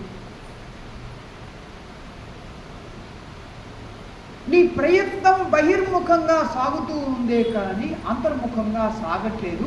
ఒకవేళ నేను చెప్పినప్పుడు ఏదైనా వింటారేమో, మంచిదే, సంతోషం, బాగుంది అని ధ్యానం చేస్తారేమో, కానీ నీ సంస్కారం బాగా పూర్తిగా తప్పిపోయింది. కాబట్టి ఎక్కువ రోజులు అది జరగదు. అందుకనే నేను అన్నది ఇందాక, ఎస్ఎస్వైకి వెనుక ఇంకొక సంస్థ ఉంది. ఇప్పుడు ప్రస్తుతం పిరమిడ్ అనేది బాగా నడుస్తుంది. ఎంతకాలం ఇవి ఉంటాయి? ఎందుకంటే ప్రజల్లో మూలభూతంగా ఈ సంస్కారం అనేది లేనప్పుడు వాళ్ళల్లో ఎంతసేపటికి కోరికలు నెరవేర్చుకోవాలి, కష్టాలను పోగొట్టుకోవాలి, దేవతా ప్రసన్నం కావాలి, దేని కొరకు? నా కుటుంబం కొరకు అనే దృష్టి ఉన్నప్పుడు ఎంతకాలం అటువైపు సాగుతారు, ఎంతకాలం ఇటువైపు అంతర్ముఖం వైపు, ధ్యానం వైపు, ఆధ్యాత్మిక సాధన వైపు సాగుతారు. కల్చర్ ఎట్లాగా ఏర్పడిపోయింది. కల్చర్ అంటే సంస్కృతి. అమ్మా బాగా అర్థం చేసుకుంటామా అయ్యా. ఒక వ్యక్తికి సంబంధించిందేమో సంస్కారం, ఒక సమూహానికి సంబంధించిందేమో సంస్కృతి. వ్యక్తికి సంబంధించింది సంస్కారం, సమూహానికి సంబంధించింది సంస్కృతి. వ్యక్తిలో సంస్కారం, కోరికలు నెరవేర్చుకోవటం, కామినీ కాంచనాలను పూర్తి చేసుకోవటం, కుటుంబ వ్యవస్థను పటిష్టం చేసుకోవటం, మరియు అభద్రతను పోగొట్టుకోవటం, దీనివైపే ఉన్నప్పుడు, మొత్తం సమాజం అంతా అలాగే ఉన్నప్పుడు ఒక సంస్కారం ఎట్లాగుంది, ఒక సంస్కృతి ఎట్లాగుంది, ఇక వాళ్ళ యొక్క పయనం ఎటు సాగుతుంది. సో పిరమిడ్ మాస్టర్ సుభాష్ పత్రి గారు వస్తారు, ఉపన్యాసం చెప్తారు, ధ్యానం వైపు వస్తారు. వారే ఇంకొక 6 నెలల తర్వాత వచ్చినప్పుడు సగం మందే ఉంటారు. మొదటిసారి వచ్చినప్పుడు ఉన్నంతమంది ఉండరు. వారు ఇంకొక సంవత్సరం అయిన తర్వాత వచ్చినప్పుడు అంతమంది కూడా ఉండరు. ఎందుకు ఇది ఇలా జరుగుతుంది ఒక సంస్థ వచ్చింది, ఆధ్యాత్మికం బోధించింది. కొన్నాళ్ళు అయిన తర్వాత ఆ సంస్థ కనుమరుగైంది. ఇంకొక సంస్థ వచ్చింది, ఆధ్యాత్మిక జ్ఞానం బోధించింది. అది కనుమరుగైన తర్వాత ఇంకొకటి బోధించింది. ఎందుకు ఈ విధంగా ఒక సంస్థ తర్వాత ఇంకొక సంస్థ కనుమరుగైపోతూ ఉంది అంటే ప్రజల్లో లేదు, సముదాయంలో లేదు. వాళ్ళకి ఎంతసేపటికి బహిర్ముఖమైన దృష్టే కానీ అంతర్ముఖమైనటువంటి దృష్టి వాళ్ళలో. అమ్మా, ఒక 15 రోజుల క్రితం సామవేదం షణ్ముఖ శర్మ గారు, నేను పేరు తీసుకుంటూ ఉన్నాను ఎందుకంటే అది జరిగింది కాబట్టి, లేకపోతే సామూహికంగా మాట్లాడుతున్న మనం పేర్లు వాడకూడదు. వారు ఏమన్నారంటే, రామేశ్వరంలో శ్రీరామచంద్రమూర్తి శివలింగాన్ని స్థాపన చేసి ఆరాధించాడు, శివుణ్ణి ఆరాధించాడు అని అన్నారు. అంటే దానికి కౌంటర్గా చిరంజీవి స్వామీజీ ఆయన కూడా ఈ కౌంటర్గా మాట్లాడాడు. మీడియాలో వచ్చింది, బాగా వచ్చింది. రాముడు లంకకు వెళ్ళే ముందు అసలు ఎట్లా వెళ్ళాలి, ఏం చెయ్యాలి అనేది తెలియదు. అక్కడ రావణుడు ఉంటాడా ఉండడా, అతనితో యుద్ధం ఎలా చేయాలి అనేది తెలియదు. అలాంటప్పుడు రాముడు అక్కడ శివలింగాన్ని ప్రతిష్టాపన చేశాడు అనే దానికి ఆధారాలు లేవు. సరే, వెళ్ళాడు, రావణుడితో యుద్ధం చేశాడు, అతన్ని చంపాడు.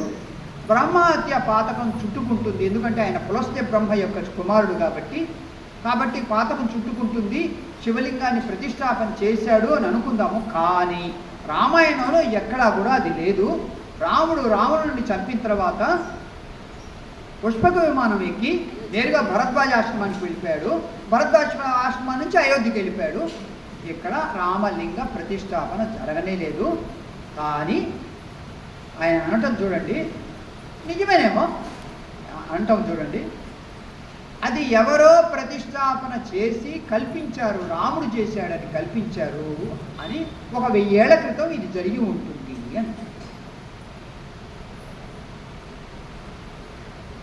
అమ్మా,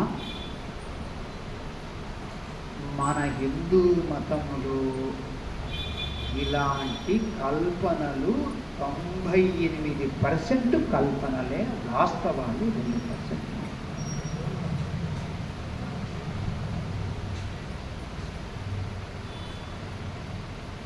అన్ని కల్పనలే, అన్ని ఫిక్షన్, హాచ్పోచ్, ఇన్నే చాలా. ఎన్ని కల్పనలు ఉన్నాయో చెప్పలేము. ఎందుకు అనంటే, నేను ఒక లింగాన్ని ప్రతిష్టాపన చేసి నా పబ్బం గడుపుకుంటూ నా ఆదాయాన్ని చూసుకుంటూ నేను ఆర్థికంగా సామాజికంగా స్థిరపడిపోతూ ఉన్నాను. నా అసిస్టెంట్లుగా ఉండేవాళ్ళు వాళ్ళకి ఏదో ఇసి పారేస్తూ ఉన్నాను. వాళ్ళు ఏమన్నారంటే, మాకు కూడా సగం ఇవ్వాలి, మీరే కాదు బతికేది, మాకు కూడా సగం ఇవ్వాలి అన్నారు. నేను ఇవ్వను పోరా అని అన్నాను. అప్పుడు వాళ్ళు ఏం చేశారంటే, వాళ్ళు నా నుండి వేరైపోయి, మీరు అడ్డనామం అయితే మేము నిలువునామం పెడతాము, మీరు శివుడు అంటే మేము విష్ణు అంటామని వాళ్ళు ఇంకొక దేవుడిని ప్రతిష్టాపన చేస్తున్నారు. వాళ్ళ నుండి వేరైపోయి ఇంకొకళ్ళు మేము రాముడు అని అంటామని వాళ్ళు ఇంకొక స్థాపన చేసుకున్నారు. ఇంకొకళ్ళు మేము కృష్ణుడు అంటామని వాళ్ళు ఇంకొకటి స్థాపన చేసుకున్నారు. ఈ విధంగా అసంఖ్యాకమైనటువంటి దేవతలు. ఏమి కల్పన కదా? కల్పన కాదా ఇది?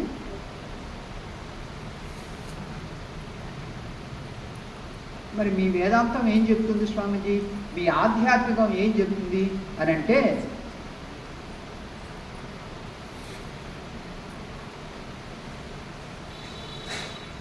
సత్యము ఎప్పుడూ కూడా నిరాకారము, నిరాకారం నుండి ఆకారం వస్తుంది. ఆ ఆకారం కొంతకాలం అయిన తర్వాత మరలా నిరాకారంలోకి వెళ్తుంది. నీవు అతి గొప్ప ఆనందాన్ని ఎప్పుడు పొందుతావు అని అంటే గాఢ నిద్రలో. గాఢ నిద్రలో ఎవరున్నారు? సుబ్బారావు ఉన్నాడా? సుబ్బమ్మ ఉందా? నేను ఉన్నానా? నాది ఉందా? ఏమీ లేదు. ఆ గాఢ నిద్ర ఏమిటి అంటే ఆకాశం లాంటిది. అది అనంతమైనది, నిర్గుణమైనది, అది చైతన్య స్వరూపమైనది. దాంట్లో నుంచి నీకు మెలకు వచ్చినప్పుడు నేను అనేది ప్రారంభమైంది. ఆ నేను అనేది ప్రారంభమైన తర్వాతనే నేను మగవాడిని, నేను ఆడదాన్ని, అది ప్రారంభమవుతుంది. ఆ తర్వాత మా కులము, మా మతము, మా ఊరు, మా మా ఆస్తి, మా పిల్లలు, ఇవన్నీ ఒక్కొక్కటిగా వస్తాయి. మొదట్లో ఎవరివి నీవు? గాఢ నిద్రలో ఉన్నప్పుడు ఎవరివి నీవు? ఆనందం, సంతోషం, తృప్తి, శాంతి, సుఖం, ఇది నీవు. ఒక ముద్ద మట్టి నుండి కొండను తయారు చేస్తావు, బాణను తయారు చేస్తావు, మడికను తయారు చేస్తావు, ముంతను తయారు చేస్తావు, మూకుడును తయారు చేస్తావు, హుండీని తయారు చేస్తావు. కొంతకాలం వాడుకుంటావు, అవి పగిలిపోతే మళ్ళీ ఏమవుతుందండి? అందరము కూడా ఆ అఖండమైనటువంటి నిర్గుణ స్వరూపమైనటువంటి పరమాత్మ నుంచి వచ్చాము. ఆ పరమాత్మ నుంచి వచ్చి మనము ఆత్మస్వరూపులుగా వెలుగొందుతున్నాము. తెలుసుకుంటే మనము బతికుండగానే ఆత్మస్వరూపులము, పరమాత్మ స్వరూపులము అని గుర్తిస్తాము. తెలుసుకోకపోతే పునరపి జననం.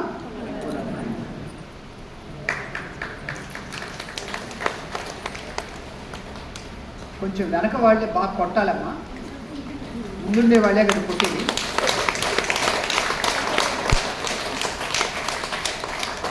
అమ్మా దయచేసి నాదొక ప్రార్థన, మీ పక్కన వాళ్ళు ఎవరైనా నిద్రపోతుంటే వాళ్ళని కొట్టండి.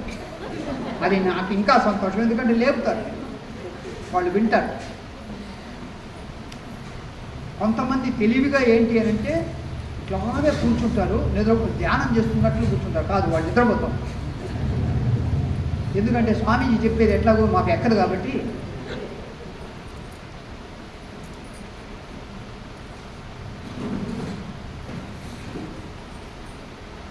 ప్రపంచంలో 290 దేశాలు ఉన్నాయి,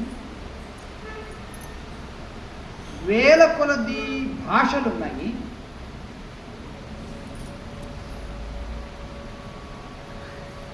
ఏ దేశంలో అయినా కులాల వారీగా విభజన చేసి 470 కులాలను సృష్టించి ఒక నిచ్చెన మెట్ల సమాజం సృష్టించి దానిపైన ఆ 2% వాళ్ళు కూర్చుని మిగతా వాళ్ళందరూ కిందకు వచ్చేసి వీళ్ళందరూ కష్టపడాలి, శ్రమపడాలి, చెమటోడ్చాలి, తయారీ చేయాలి, వాళ్ళనేమో సాకాలి, పోషించాలి అనే ఈ విధమైన సంస్కృతి ఇంకే దేశంలో అయినా ఉందా? మీరు ఆలోచించండి. 11 దేశాల్లో హిందూ మతం ఉంది. అదంతా కూడా తగ్గిపోయి ఈ ఒక్క దేశంలోనే ఉంది. కానీ ఇక్కడ కూడా అటు పాకిస్తానీ వాళ్ళు, ఇటు బంగ్లాదేశ్ వాళ్ళు అందరూ కలిస్తే, ఇక ఇక్కడుండే ముస్లింలు కూడా కలిస్తే మన హిందూ ధర్మం మనలేదు, బతకలేదు, ఇది కంప్లీట్గా నాశనం అయిపోతుంది. ఓ పెరిగి హిందీ ఉన్నారా, మీరు మేల్కోండి అని ఎంతో సోషల్ మీడియాలో బోలడని బోధలు వస్తూ, దయచేసి మీరు సత్యాన్ని తెలుసుకోండి. వీక్నెస్ వాళ్ళ నుంచి రావట్లేదు, బెదిరింపులు. మన సిస్టమ్ మొత్తం పుచ్చిపోయింది. పుచ్చిపోవడం ఎక్కడి నుంచి అంటే లోపల నుంచి. మన వ్యవస్థ అంతా పాడైపోయింది. ఒక్క జిఎస్ స్వామి అయినా కానీ, ఒక్క బ్రాహ్మడైనా కానీ, ఒక్క చాగంటైనా కానీ ఇది ఇక్కడ లోపం ఉంది అని చెప్తున్నారా? వాళ్ళకేం తెలియదా? ఒకే ఒక్కరు నిజంగా నిజాయితీగా మాట్లాడేది పానుగంటి నరసింహరావు. ఆయన ఒక్కడే నా జాతే చేసింది, నా జాతే పాడు చేసింది, నా జాతే ద్రోహం చేసింది, మోసం చేసింది అని ఆయన పదే నిజాయితీ పడడానికి. మిగతా వాళ్ళు ఉపయోగించుకుంటారు. మొన్న హైందవ శంఖారావం జరిగింది విజయవాడలో డిసెంబర్ నెలలో. అందరికంటే ఎక్కువ మాట్లాడింది ఎవరు అంటే జిఎస్ స్వామి. అందరికంటే ఎక్కువ మాట్లాడారు. నన్ను స్టేజ్ మీదకు ఆహ్వానించినా కానీ నేను స్టేజ్ మీదకు పోలేదు. ముందు వరుసలో విఐపిలో ముందు వరుసలోనే కూర్చున్నాను. అక్కడి నుంచి చూస్తూ ఉన్నాను. ఇక్కడి నుంచి చూడటమే బాగుంది. ఆ స్టేజ్ మీద కూర్చుంటే ఉపన్యాసకులను మనం చూడలేము. అందరికంటే ఎక్కువ మాట్లాడాడు జిఎస్ స్వామి. ఆ ఒక మాట అన్నాడు. ఆయన ఏమన్నాడంటే, క్రిస్టియన్ల యొక్క చర్చిల్లాగా, ముస్లింల యొక్క మసీదుల్లాగా హిందువులందరూ పోరాడితే కొంతకాలానికి ఈ దేవాలయాలన్నీ కూడా విముక్తం చేస్తారు. ఇవి మరలా హిందువుల చేతుల్లోకి వస్తాయి. కానీ ఒక్క విషయం తెలుసుకోండి, అవి ఎవరి ద్వారా నిర్వహింపబడాలి అంటే ఆలయ వ్యవస్థ తెలిసిన వాళ్ళ ద్వారా నిర్వహింపబడాలి. అంటే అర్థం ఏమిటి? మరలా దేవాలయాలన్నీ వాళ్ళకి, హుండీలన్నీ ఎవరికి? వాళ్ళకి. కొబ్బరి చిప్ప ఎవరికి? సగం నీకు, సగం వాళ్ళకి. ప్రసాదాలన్నీ నీకేంటి? ముష్టిగా వేస్తాయి. ఇది జరిగిందా లేదా? మైసూరు మహారాజా సంస్కృత కాలేజీలో 6 ఏళ్ళు చదువుకున్నాను. ప్రతిరోజు సాయంకాలం దగ్గరలో ఉండే శ్వేతవరాహస్వామి దేవాలయానికి వెళ్తుండే. ప్యాలెస్ లోపల ఉంది. అక్కడ నాకు రూమ్ కూడా ఉంది కాబట్టి వెళ్తుండేవాడు. ఇంత నైవేద్యం పెడతారు. మన దగ్గరికి వచ్చేసరికి ఇంతే వచ్చింది. ఆ పండితులకు వీళ్ళకు వాళ్ళకు ఇంత వేస్తారు. మనకు వచ్చి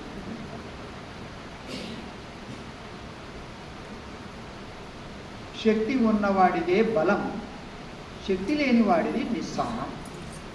అంతే జరిగింది. సో హిందూ మతము ఈ విధంగా అడుగంటి పోవటానికి,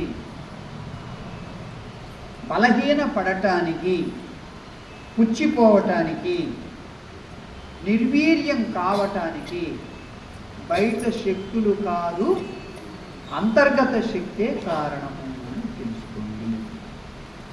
మా హిస్టారికల్గా ఒక సత్యం చెప్పబోతున్నాను, బాగా అర్థం చేసుకోండి.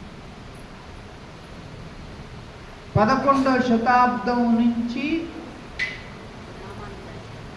13లో రామానుజాచార్యులు పెద్ద పెద్ద ఆలయాలు ఏర్పడటం, ఆ ఆలయాల్లో ఖజానాలు నింపుకోవటం ప్రారంభమైంది. తైమూర్ అనేటువంటి వాడు ఆఫ్ఘనిస్తాన్ నుంచి భారతదేశం మీదకు దండయాత్ర చేసి, వాడు మొదట ఇక్కడ ఉండాలని ఎప్పుడు అనుకోలేదు. వచ్చేది దేవాలయాల మీద పడేది, ఖజానానంతా కొలగొట్టుకునేది, తీసుకుపోయేది చేశాడు. ఇది 14వ శతాబ్దం నుంచి. ఎప్పటి నుంచి?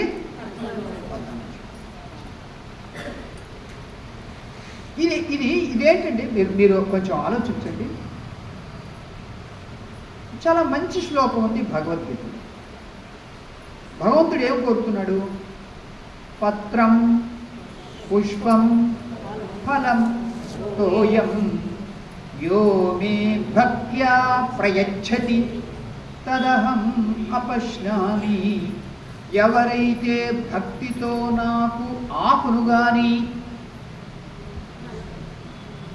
పువ్వును కానీ, పండును కానీ, ఇవి ఏవీ లేవు, తోయం నీరు సమర్పించిన, భక్తితో సమర్పిస్తే దాన్ని ఇష్టంతో స్వీకరిస్తాను అని భగవంతుడు అంటే, ఇది ఎందుకు వచ్చిందంటే, స్వర్ణం సంపాదన, సువర్ణ దానం చెయ్యి, రథాన్ని ఏర్పాటు చేయి, వెండి వాహనం ఏర్పాటు చేయి. ఇది ఎందుకు వచ్చిందంటే, భగవంతుడు కోరేదేమో మన భక్తిని. ఆ భక్తికి సూచనగా, టోకెన్గా పుష్పం కావచ్చు, పండు కావచ్చు, ఆకు కావచ్చు, నీరు కావచ్చు. భగవంతుడు అంటూ ఉన్నాడు. ఇది వదిలేసి జుట్టు నువ్వు, డబ్బు నువ్వు, బంగారాన్ని నువ్వు, ఎందుకు వచ్చింది? దేవుడు అడిగాడు. దేవుడు పక్కనుండేవాడికి అవసరాలు కాబట్టి వాడు అడుగుతుంది. పంతులు గారు నేను సువర్ణ దానం చేశానండి, నేను వస్త్రదానం చేశానండి, నేను డబ్బు దానం చేశానండి, నాకు ఏమీ కష్టాలు పోలేదు అని అంటే నువ్వు నీ అహంకారం అంతా జుట్టులో ఉంది కాబట్టి జుట్టుని సరే అని వీడు తలనీళ్ళు సమర్పించాడు. తలనీళ్ళు సమర్పించిన తర్వాత కూడా పోలేదు కష్టాలు. అప్పుడు మళ్ళీ వీళ్ళు చెప్తే చూడయ్యా, నీ అహంకారాన్ని నువ్వు త్యాగం చేశావు కాబట్టి దేవుడు చూసుకుంటాడు, ఇంకేం నిశ్చింతగా ఉండిపోవాలి. ఇంకేం మాట్లాడతాడు వీడు? దేవుడు చూసుకుంటాడు, నిశ్చింతగా ఉండిపోవాలి, అయిపోయింది. ఈ విధంగా ఒక చర్చిలో మనం ఏమైనా ఇవ్వటం ఉంటుందా? మీరు మన దగ్గర ఉండే చర్చిని చూడద్దు, ఫారిన్ దేశాల్లో ఉండే చర్చిని చూడండి.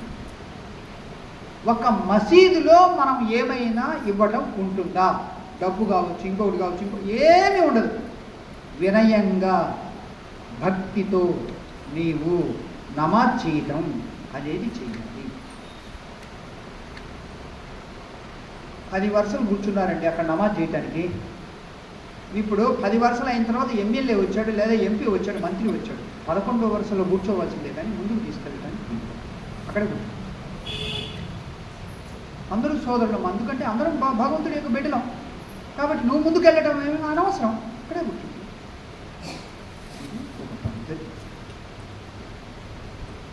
సరే, వాళ్ళకుండే మైనస్ పాయింట్స్ వాళ్ళకున్నాయి, మనకుండే మైనస్ పాయింట్స్ మనకున్నాయి, మనకుండే ప్లస్ పాయింట్స్ మనకున్నాయి, వాళ్ళకుండే ప్లస్ పాయింట్స్ వాళ్ళకున్నాయి. విమర్శ చేస్తుంది. సత్యాన్వేషణ అనేది అన్నిటినీ కూలంకషంగా విచారించాలి. ఎక్కడ మంచి ఉన్నా కానీ స్వీకరించాలి, ఎక్కడ చెడు ఉన్నా కానీ దాన్ని త్యజించాలి. ఇది సత్యాన్వేషణ. చరిత్రలో ఎన్నో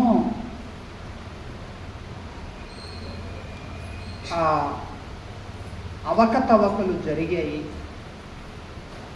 మనము మత మీటింగ్ ఏదైనా పెడితేనేమో 100 మంది కూడా ఉండరు. కుల మీటింగ్ పెడితే, కుల భోజనాలు పెడితే, కుల వనభోజనాలు పెడితే మొత్తం వస్తారు మూకుమ్మడి. ఎందుకు? మన కులం ముఖ్యమైంది, ఉమ్మడి మతం ముఖ్యం కాదు.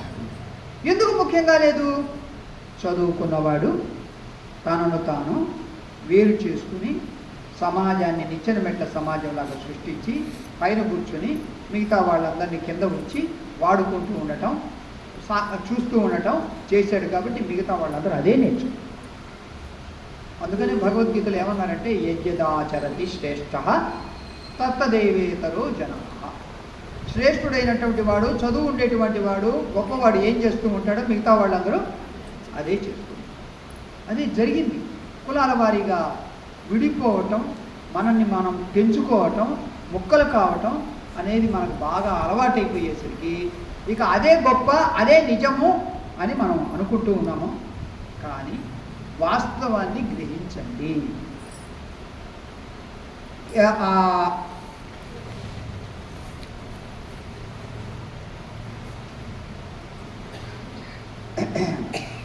ప్రకృతి మానవుడికి ఎన్నో పరిమితులను విధించింది. అమ్మా, ఎన్నో పరిమితులను విధించింది. అవునా? ప్రకృతి విధించింది. భూకంపం కానీ, తుఫాను కానీ, లేదా నువ్వు పెరగటం 5.5-6 అడుగులు ఎత్తు పెరుగుతావు, ఇంకంతే, అక్కడికి పరిమితం. దీనికి తోడు మానవుడు తన అజ్ఞానం వల్ల ఎన్నో పరిమితులను విధించుకున్నాడు. వీడికి వీడు విధించుకున్నాడు అజ్ఞానం వల్ల. అజ్ఞానాన్ని ఛేదించండి, జ్ఞానాన్ని పొందండి. అప్పుడు మీకు తెలుస్తుంది, నేను హిందువును కాదు, క్రిస్టియన్ని కాదు, ముస్లింను కాదు, బౌద్ధుని కాదు, నేను విశ్వమానవుని అని తెలుసు.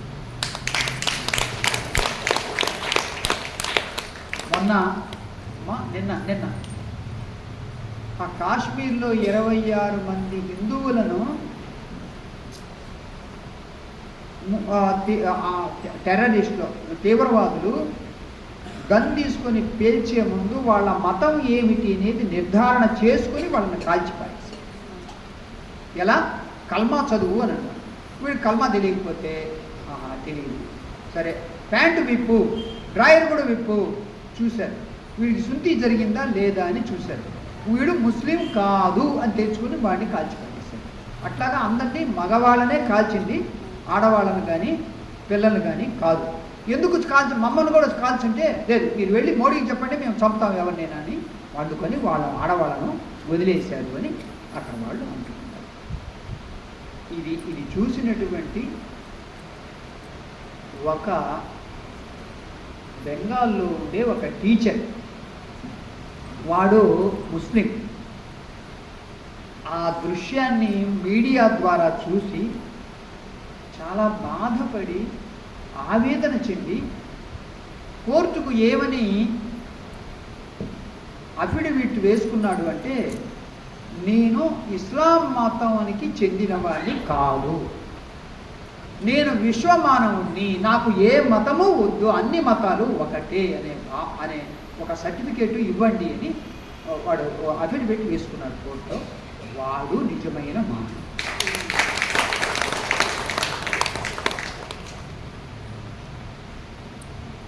మతము నిన్ను కుంచుకుపోయేటట్లుగా చేస్తే, నిన్ను మూర్ఖ మానవుడిగా చేస్తే ఆ మతం ఎందుకండి?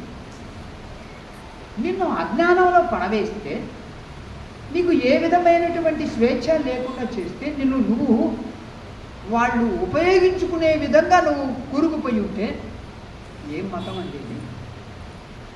నిజంగా ప్రతి ఒక్కరూ తనను తాను ప్రశ్నించుకోండి, నేను హిందువుని ఎట్లాగవుతాను, నాకు ఏమి స్థానం ఉంది ఇక్కడ, నా భాగస్వామ్యం ఏమిటి, ఈ మతం వల్ల ప్రయోజనం నాకు ఏమిటి అనేది ఆలోచించుకుంటే ప్రతి ప్రశ్నకు కూడా మీకు సమాధానం.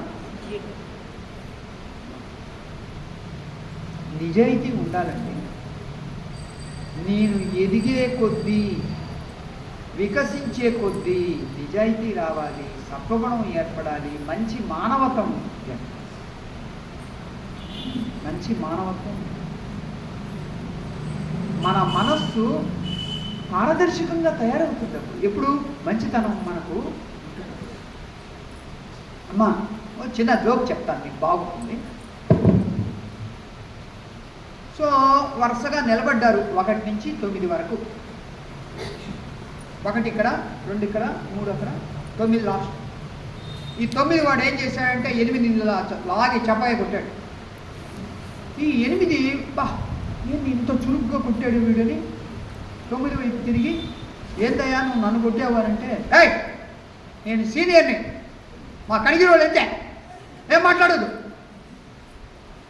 అన్నాడు. 8 కరెక్టే, వాడు నాకంటే సీనియర్, 9 కదా, నేను 8ని, అందువల్ల ఏం మాట్లాడకూడదు అని వీడు తిరిగి మళ్ళీ ఇట్లా నిలబడి, వీడికి ఆ కోపం ఉంది కదా, ఆ కోపం ఎక్కడ వాడిని చూపించలేరు, అందుకని 7 తిరగమన్నాడు. 7 తిరిగి 7 లెప్పగా కొట్టాడు. 7 తిరిగి ఏంద్ర నువ్వు నన్ను కొట్టేవానంటే, ఏయ్ మాది బ్రాహ్మణ విధి, మేము ఇంతే కొట్టామని. నిజమే, వాడు బ్రాహ్మణ కదా, మనం కొట్టాల్సిందేనని వాడు కూడా ఊరుకున్నాడు. కానీ వీడు 7 ఊరుకోలేదు, వాడు 6 కొట్టాడు. 6, 5 కొట్టాడు, 4, 3, 2, 1ని కూడా కొట్టాడు. ఆ 1 వెనక్కు చూసి ఏం మాట్లాడకుండా తన కంటి కింద ఉండేటువంటి సున్నాన్ని తీసుకొచ్చి పక్కన పెట్టాడు. అప్పుడు వాడేమయ్యాడు? ఈ 9 నుంచి 2 వరకు ఎదురుగ్గా వచ్చి నిలబడి అన్ని నమస్కారం చేసాయి ఈ సంఖ్యలు. అది సంస్కారం. మలయాళ స్వామి వారు చేసింది అది. ఏమ్మా మలయాళ స్వామి వారు చేసింది ఏమిటి? ఈనాడు మన చేతిలో భగవద్గీత ఉంది అంటే, నా మూల గ్రంథం వేదము అని చెప్పుకుంటున్నామంటే, ఆధ్యాత్మిక జ్ఞానం అనేది ఒకటి ఉంది అని అంటే, నేను ఆత్మస్వరూపుణ్ణి అనే ఒక విషయం తెలుసొస్తూ ఉంది అంటే, అది మలయాళ స్వాములు వారు వేసిన బీజం. వారు మనకు ఆధ్యాత్మిక జ్ఞానంలోకి వనమాలు దిద్దించారు. ఎప్పుడు? 1926లో. వచ్చే సంవత్సరానికి వారి 100వ జయంతి ఉత్సవాలు జరగబోతున్నాయి వ్యాసాశ్రమంలో. 100 ఏళ్ళు. ఇప్పుడు మీడియాలో ఎంతమంది ఉపన్యాసకులు ఉన్నారు కదా, ఒక్కళ్ళైనా కానీ ఆధ్యాత్మిక విషయాలు ఏమైనా చెప్తున్నారా? ఏం చెప్తారండి అంటే, అబ్బా ఆ అరుణాచలం వెళ్ళి ఆ కొండ మీద దీపాన్ని దర్శిస్తే నీ యొక్క పాపం అంతా పటాపంచలైపో. తిరుపతి వెళ్ళి గుండు కొట్టించుకొని ఏడుకొండల వాడిని దర్శనం చేసుకుంటే సప్త జన్మలు కూడా తరిచిపోతాయి. ఇదే కదా అంటే ఏం చెప్తున్నారు? నీ సాధనంతా బయట సాగించమంటూ ఉన్నారే కానీ ఒక్కళ్ళైనా కానీ నీ సాధన అంతర్ముఖంలో సాగించు. అసలు అజ్ఞానం అనేది లోపల ఉంది. ఈ అజ్ఞానాన్ని జ్ఞానం ద్వారా తీసేయాలి. ఆ జ్ఞానం రావాలి అంటే మనసు సాత్వికంగా తయారు కావాలి. ఆ సాత్వికంగా అవటానికి మంచి కర్మలు చెయ్యి, మంచి మాటలు మాట్లాడు, మంచి ఆలోచనలు చెయ్యి, మహాత్ముల దగ్గర సేవ చెయ్యి. ఒక్క మాట ఉండాలి, ఒక్క మాట ఉందా? ఎవరి నోటి నుంచి అయినా. మనము కూడా ఎలా ఉన్నామంటే, నా జీవితము కోరికలు, వరాలు, అరిష్టము, దరిద్రము, కష్టాలు పోవుగాక, వాటి కోసం ఈ దేవతలను పూజించాలి, ఈ జపం చేయాలి, ఈ పారాయణం చేయాలి, ఈ ప్రదక్షిణం చేయాలి, ఈ ముడి ఇవ్వాలి. ఇక్కడే మనము తగులుకొని ఉన్నాము. వీటిని దాటిపోవాలి. సూక్ష్మంగా మనం ఆలోచించట్లేదు ఎవరు కూడా. ఎవరు అంటే క్షత్రియులు, వైశ్యులు, శూద్రులు, అంత్యజులు, మిగతా కులాలన్నీ 370 కులాలు కూడా ఎవ్వరూ కూడా వాస్తవం ఏమిటి, జీవిత గమ్యం ఏమిటి? ఎవ్వరు. అజ్ఞానేనావృతం, అజ్ఞానము మూసివేయబడింది, ఆవహించబడి ఉంది. ఏ రూపంలో? అహంకార రూపంలో, కోరికల రూపంలో, మమకార రూపంలో, కుటుంబ రూపంలో దానిగా ఆవరించబడి ఉంది. ఇంకా అక్కడే ఆగిపోయింది.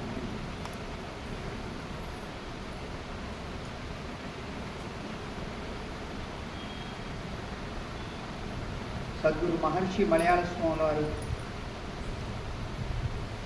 12 సంవత్సరాల 5 నెలల 13 రోజులు గోగర్భంలో తపస్సు చేసినప్పుడు వారి యొక్క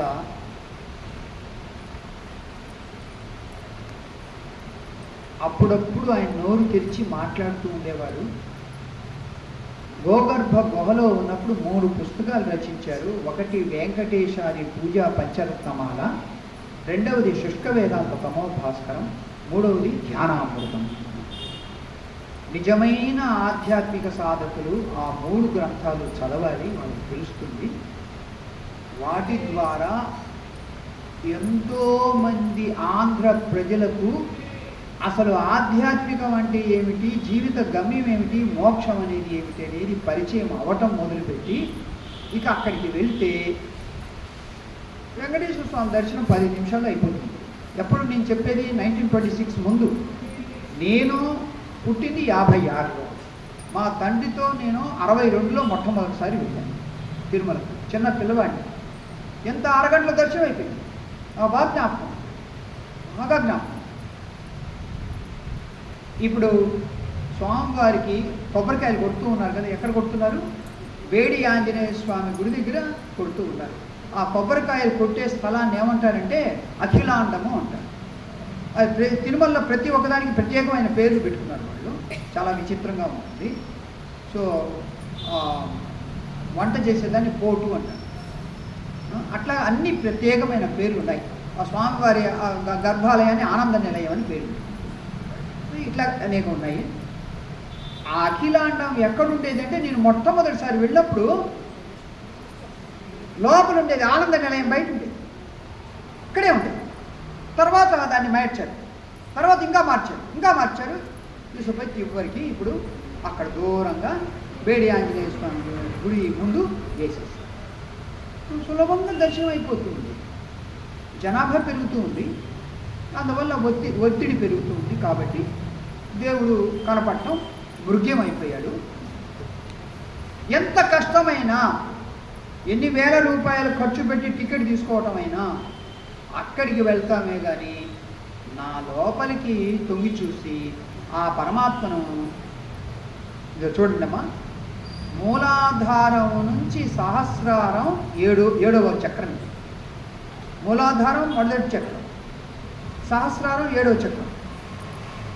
7 కొండలవాడ ఎక్కడనున్నావయ్యా, ఎక్కడా లేడయ్యా, నీలోనే ఉన్నాడయ్యా. రమణ మహర్షి ఉపదేశ సారం. చాలా మంచి శ్లోకం అండి ఇది, మనం రాసి పెట్టుకోవలసిన శ్లోకం ఇది.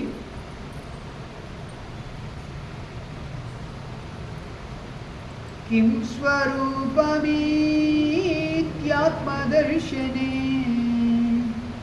అవ్యయా భవా పూర్ణచిత్సుఖం. కిం స్వరూపమీత్యాత్మదర్శనే అవ్యయా భవా పూర్ణచిత్సుఖం. కిం స్వరూపం ఇది ఆత్మదర్శనే. నేను ఎవరు అని విచారణ చేసి నిన్ను నువ్వు కనుక దర్శించుకున్నావు అనంటే ఏమి దర్శనం? నేను ఎవరు అనే ఆత్మ దర్శనం కనుక చేసుకున్నావు అంటే అవ్యయ, మార్పు లేనటువంటి, అభవ, పుట్టుక లేనటువంటి, శాశ్వతమైనటువంటి అంతరంగ సుఖం నీకు లభిస్తుంది. ఇప్పుడు చెప్పండి, నిజమైన దర్శనం ఏది?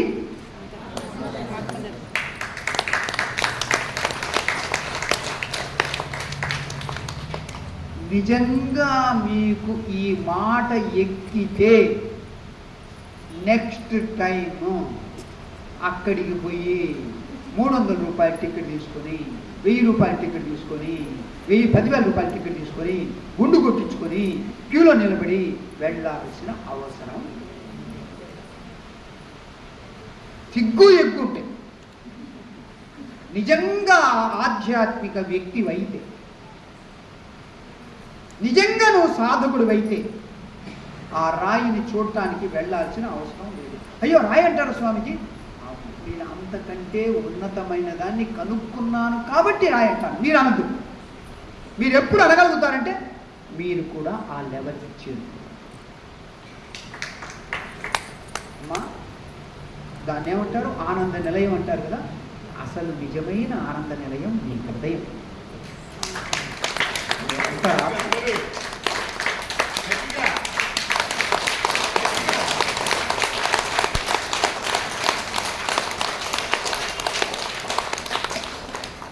మీరు సత్యమైన వాక్యానికి కొడుతున్నారు అని అనుకుంటాను.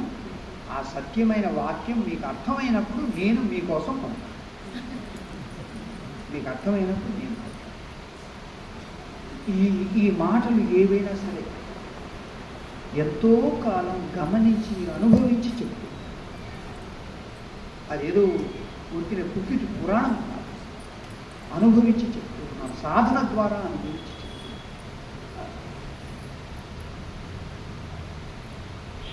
ఆ పరిమితులను మీరు అధిగమించినప్పుడు, మీ మనస్సు ఏకాగ్రతగా ఉన్నప్పుడు పరమాత్మ చెప్తూ ఉన్నాడు, సమం సర్వేషు భూతేషు తిష్టంతం పరమేశ్వరం యః పశ్యతి స పశ్యతి. అందరిలోనూ పరమాత్మ సమానంగా ఉన్నాడు అని ఎవరు చూస్తారో వాడే చూసేవాడు, మిగతా వాళ్ళు కాదు. 4వ అధ్యాయంలో భగవద్గీత.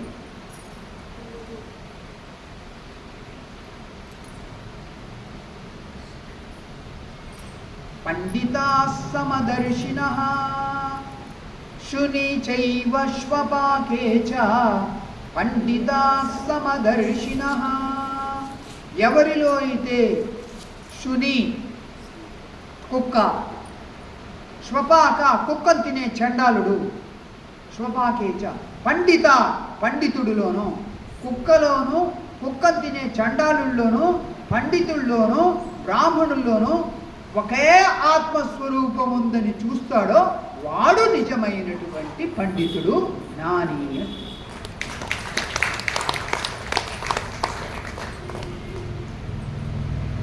అందువల్ల మనము ఎంత అజ్ఞానంలో ఉంచబడ్డామో దయచేసి తెలుసుకోండి.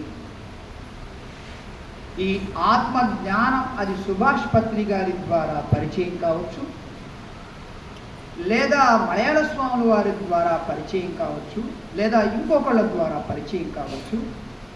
అది మీ సొంత ఆస్తి. మతం మీకేమీ సంబంధం లేదు. ఎప్పుడు నువ్వు పరుగులు తీయే అని అంటుంది, ఎక్కువ అంటుంది, కాయలు తీసుకురా, దక్షిణ తీసుకురా, సంభావన పెట్టు, తలనీలాలు ఇవ్వు, ఇది సమర్పించు, అది సమర్పించు అంటుంది మతం. ఆధ్యాత్మికం నీ అజ్ఞానాన్ని సమర్పించింది. ఎంతో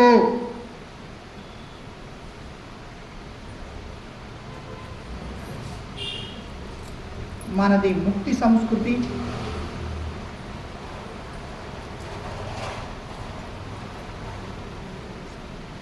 అమ్మా 8:15 అయిందమ్మా, ఇంకా 10 నిమిషాల్లో ముగించమంటారు అంటే అందరూ ఏమైనా సరే, ఇంకొక 10 నిమిషాల్లో 15 నిమిషాల్లో ముగించేస్తాను. ఆ కలితో ఉన్నారా?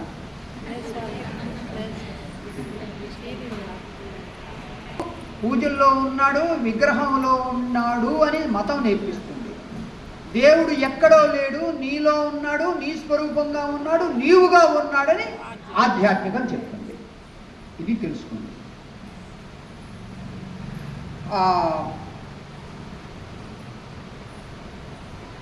1915లో భారతదేశానికి మహాత్మా గాంధీ వస్తాడు.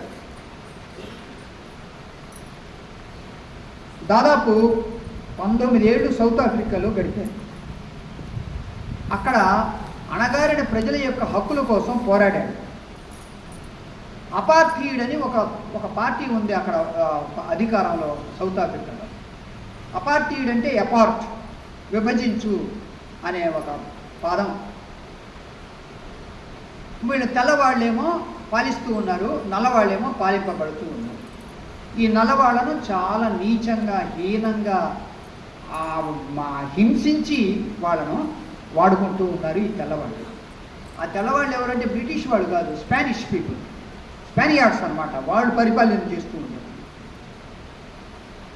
వాళ్ళ కోసం పోరాడి తర్వాత మహాత్మా గాంధీ భారతదేశానికి వచ్చినప్పుడు ఇక్కడ విలేకరు అడుగుతాడు, అయ్యా మీరు మీ స్వదేశానికి వస్తూ ఉన్నారా అంటే అప్పుడు ఆయన అంటాడు, అవును నిజమే, నా స్వదేశానికి నేను వస్తున్నాను, కానీ ఏమీ తెలియని వాడుగా అడుగు పెడుతున్నాను అంటాడు. నాకేం తెలియదు నా మతం గురించి, నా దేశం గురించి. మన పరిస్థితి కూడా మనకు మన వారసత్వం గురించి, మన యొక్క మూలాల గురించి, మన ఋషుల గురించి, మన ఆధ్యాత్మిక జ్ఞానం గురించి మనకు తెలిసింది సున్నా. మనకు తెలిసింది ఏమిటంటే భయాలు, కోరికలు, విభజన, కుటుంబాల యొక్క అవసరాలు. కాబట్టి దోషాన్ని పోగొట్టుకోవటం, దీనికోసం పరిగెత్తటం, సమర్పించటం, ముడుపులు చేయటం, గుండు కొట్టించుకోవటం, ఇది మాత్రం తెలిసినట్టు వాస్తవం తెలియదు. దేవుడు ఇక్కడ ఒక శ్లోకం చెప్తాను, మీరు వినండి. పూజ అంతా అయిపోయిన తర్వాత మీ చేతికి పూలో అక్షింతలో ఇచ్చి ప్రదక్షిణం చేయమంటారు. ఏం ప్రదక్షిణం చేయమంటారంటే పాపోహం పాపాత్మ పాపకర్మ సముద్భవ త్రాహి మాం కృపయా దేవ శరణాగతవత్సల అంటారు. ఒరే నువ్వు 3 గంటల సేపు పూజ చేసి ఉపవాసం ఉండి పూజ చేసి ఇంత పుణ్యాన్ని పొందాను అని అనుకుంటూ ఉంటే వాడేమంటున్నాడంటే పాపోహం పాపాత్మ పాపకర్మ పాప సముద్భవ, నేను పాపిని, పాపాత్ముణ్ణి, పాపాన్ని నుంచి పుట్టాను, మరియు పాపం వల్ల నేను ఈ విధంగా తయారయ్యాను అని అంటూ ఉన్నాడంటే వాడికంటే పాపి ఇంకొకడు ఉంటాడా అని. నువ్వు ఎవరి వివేకానంద స్వామి, అమ్మా నా మాటలు కటువుగా ఉండవచ్చు, కానీ వాస్తవాలా కాదా అనేది మీరు ఆలోచించండి.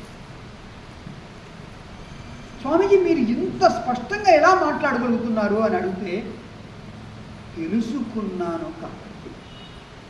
తెలుసుకోకపోతే మీలాగా గొర్రెలాగా తల ఉంచేవాడిని. విజయవాడ నుంచి భక్తి సుధా అని ఒక పత్రిక వస్తుంది.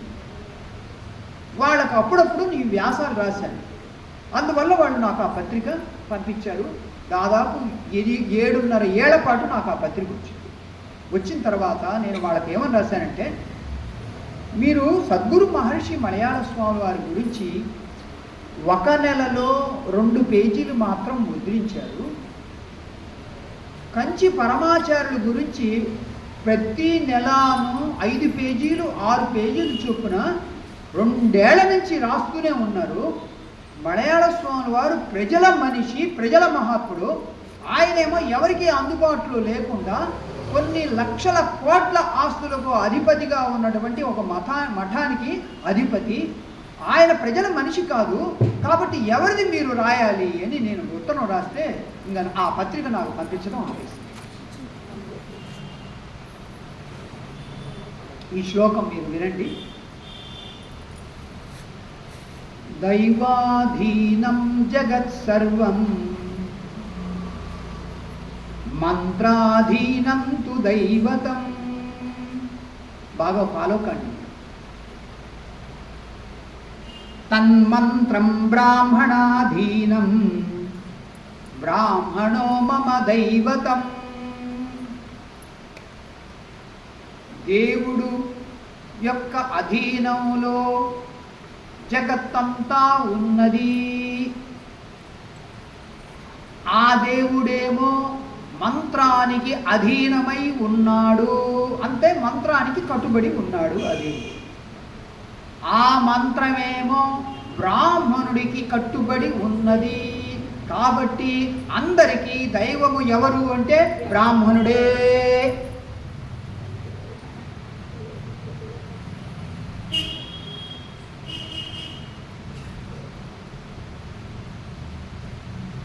ఏం చెప్పాలమ్మా?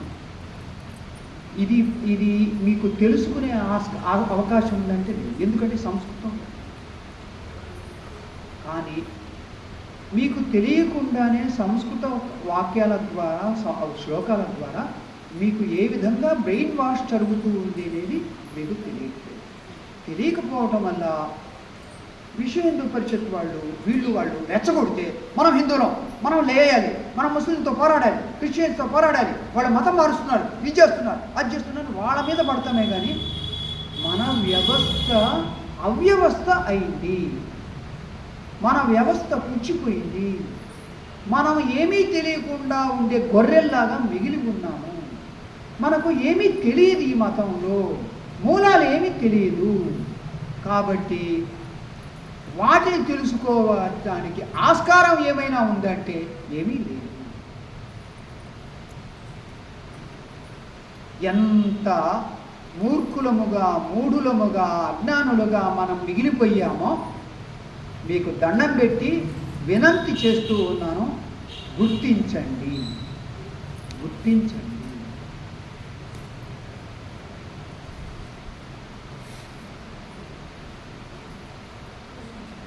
అమ్మా, నా అనుభవం చెప్పి నీకు ఇంకా ఎంతైనా చెప్పచ్చు. విశ్వ హిందూ పరిషత్తు ఆహ్వానించడం వల్ల ఎన్నో కార్యక్రమాలకు వెళ్ళి ఎన్నో విరోచిత ఉపన్యాసాలు చెప్పాను.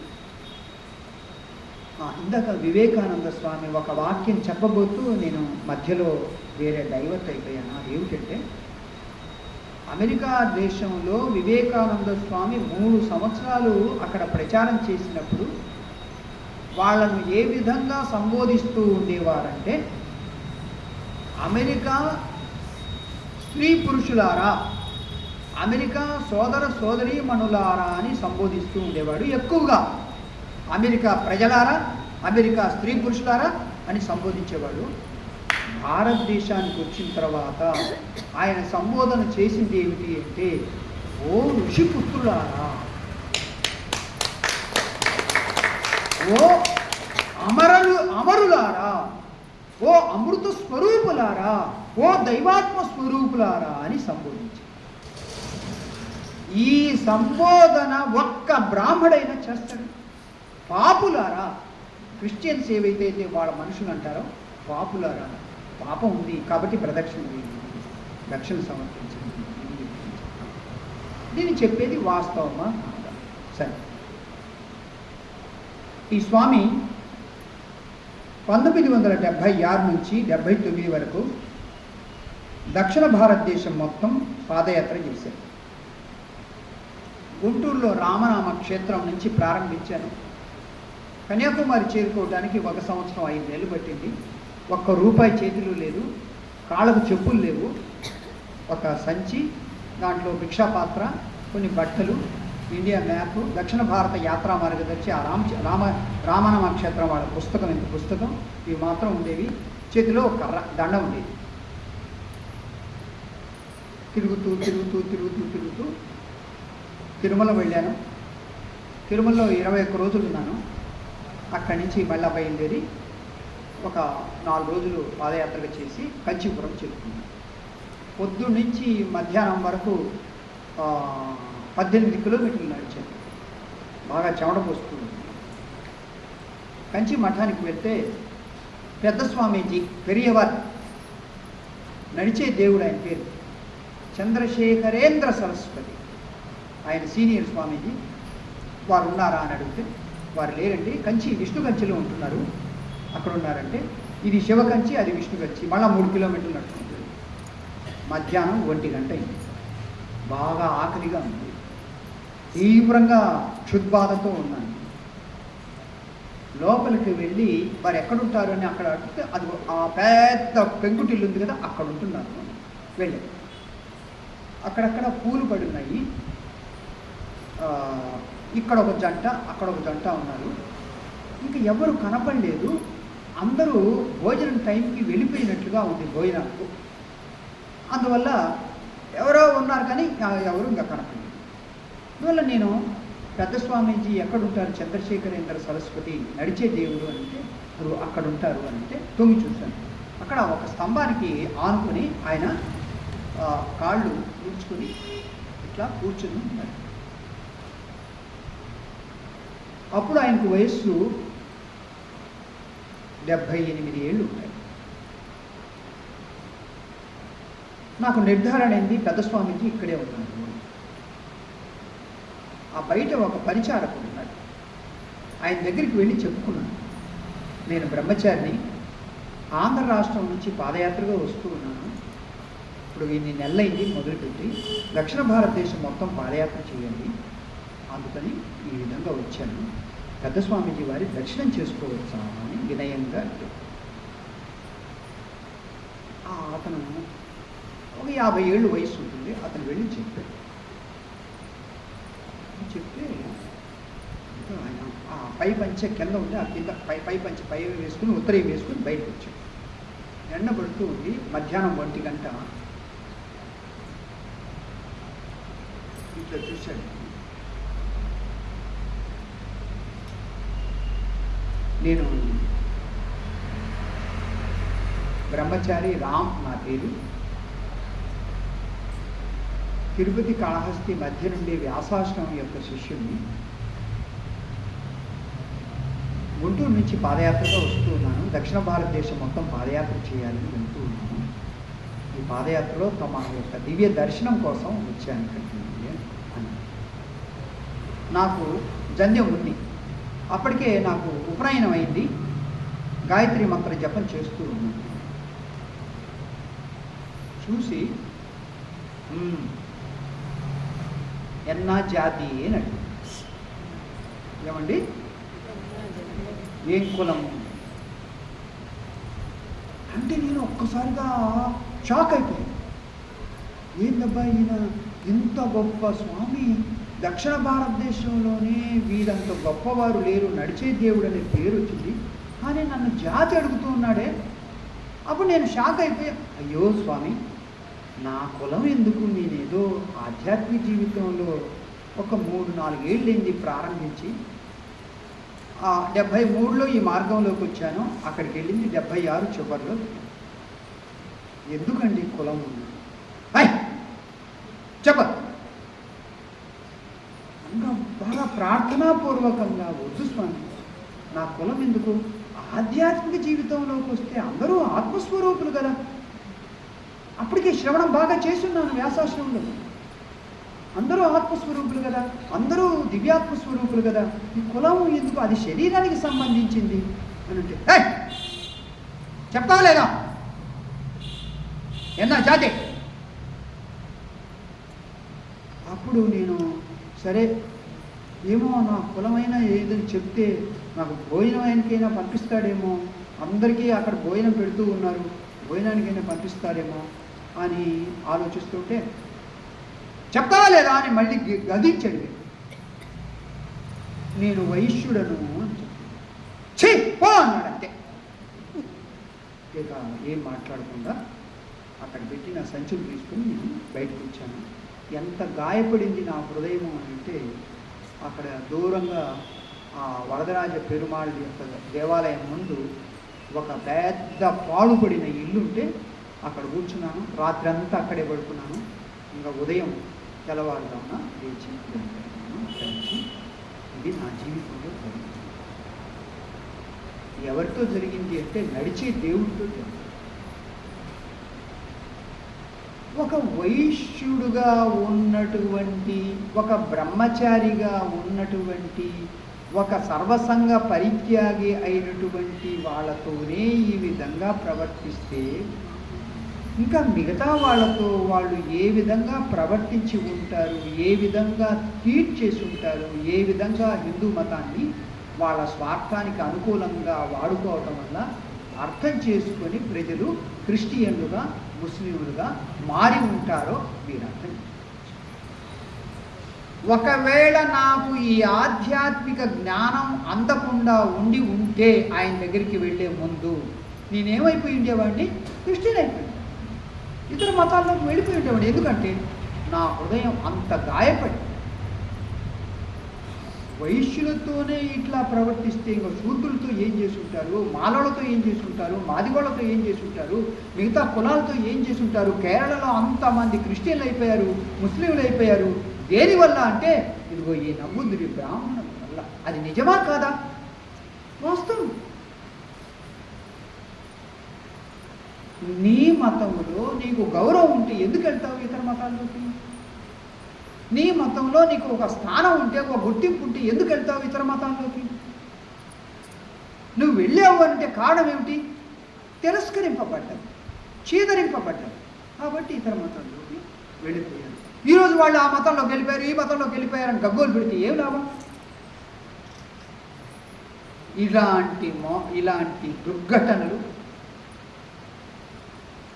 ఇలాంటి నీచమైనటువంటి కృత్యాలు కుల వ్యవస్థను ఏర్పరిచి వాళ్ళు వాడుకొని ఎంతమందిని దూరం చేసుకున్నారు, ఎంతమందిని దూరం చేశారు చెప్పలేము. ఇప్పుడైనా సరే మీరు దయచేసి అర్థం చేసుకోండి అమ్మా. ఈ విషయాలన్నీ సత్యాన్వేషణలో, సత్య ఆవిష్కారం కొరకు నేను చెప్తూ ఉన్నానే కానీ వేరే విధంగా కాదు. వాడు నడిచే దేవుడు కావచ్చు, నన్ను తిరస్కరించవచ్చు, కానీ నేను ఆత్మస్వరూపుణ్ణి కాదు అని చెప్పడానికి వాడేవుడు? నేను పరమాత్మ స్వరూపుణ్ణి అని మా గురువు గారు చెప్పారు, చాలు. వాడేవుడు నాకు చెప్పడానికి నువ్వు దేనికి పనికిరావని?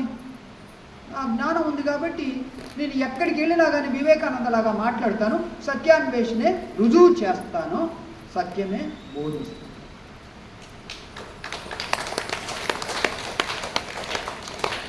వెనక ఉండేవాళ్ళు కొట్టాలి.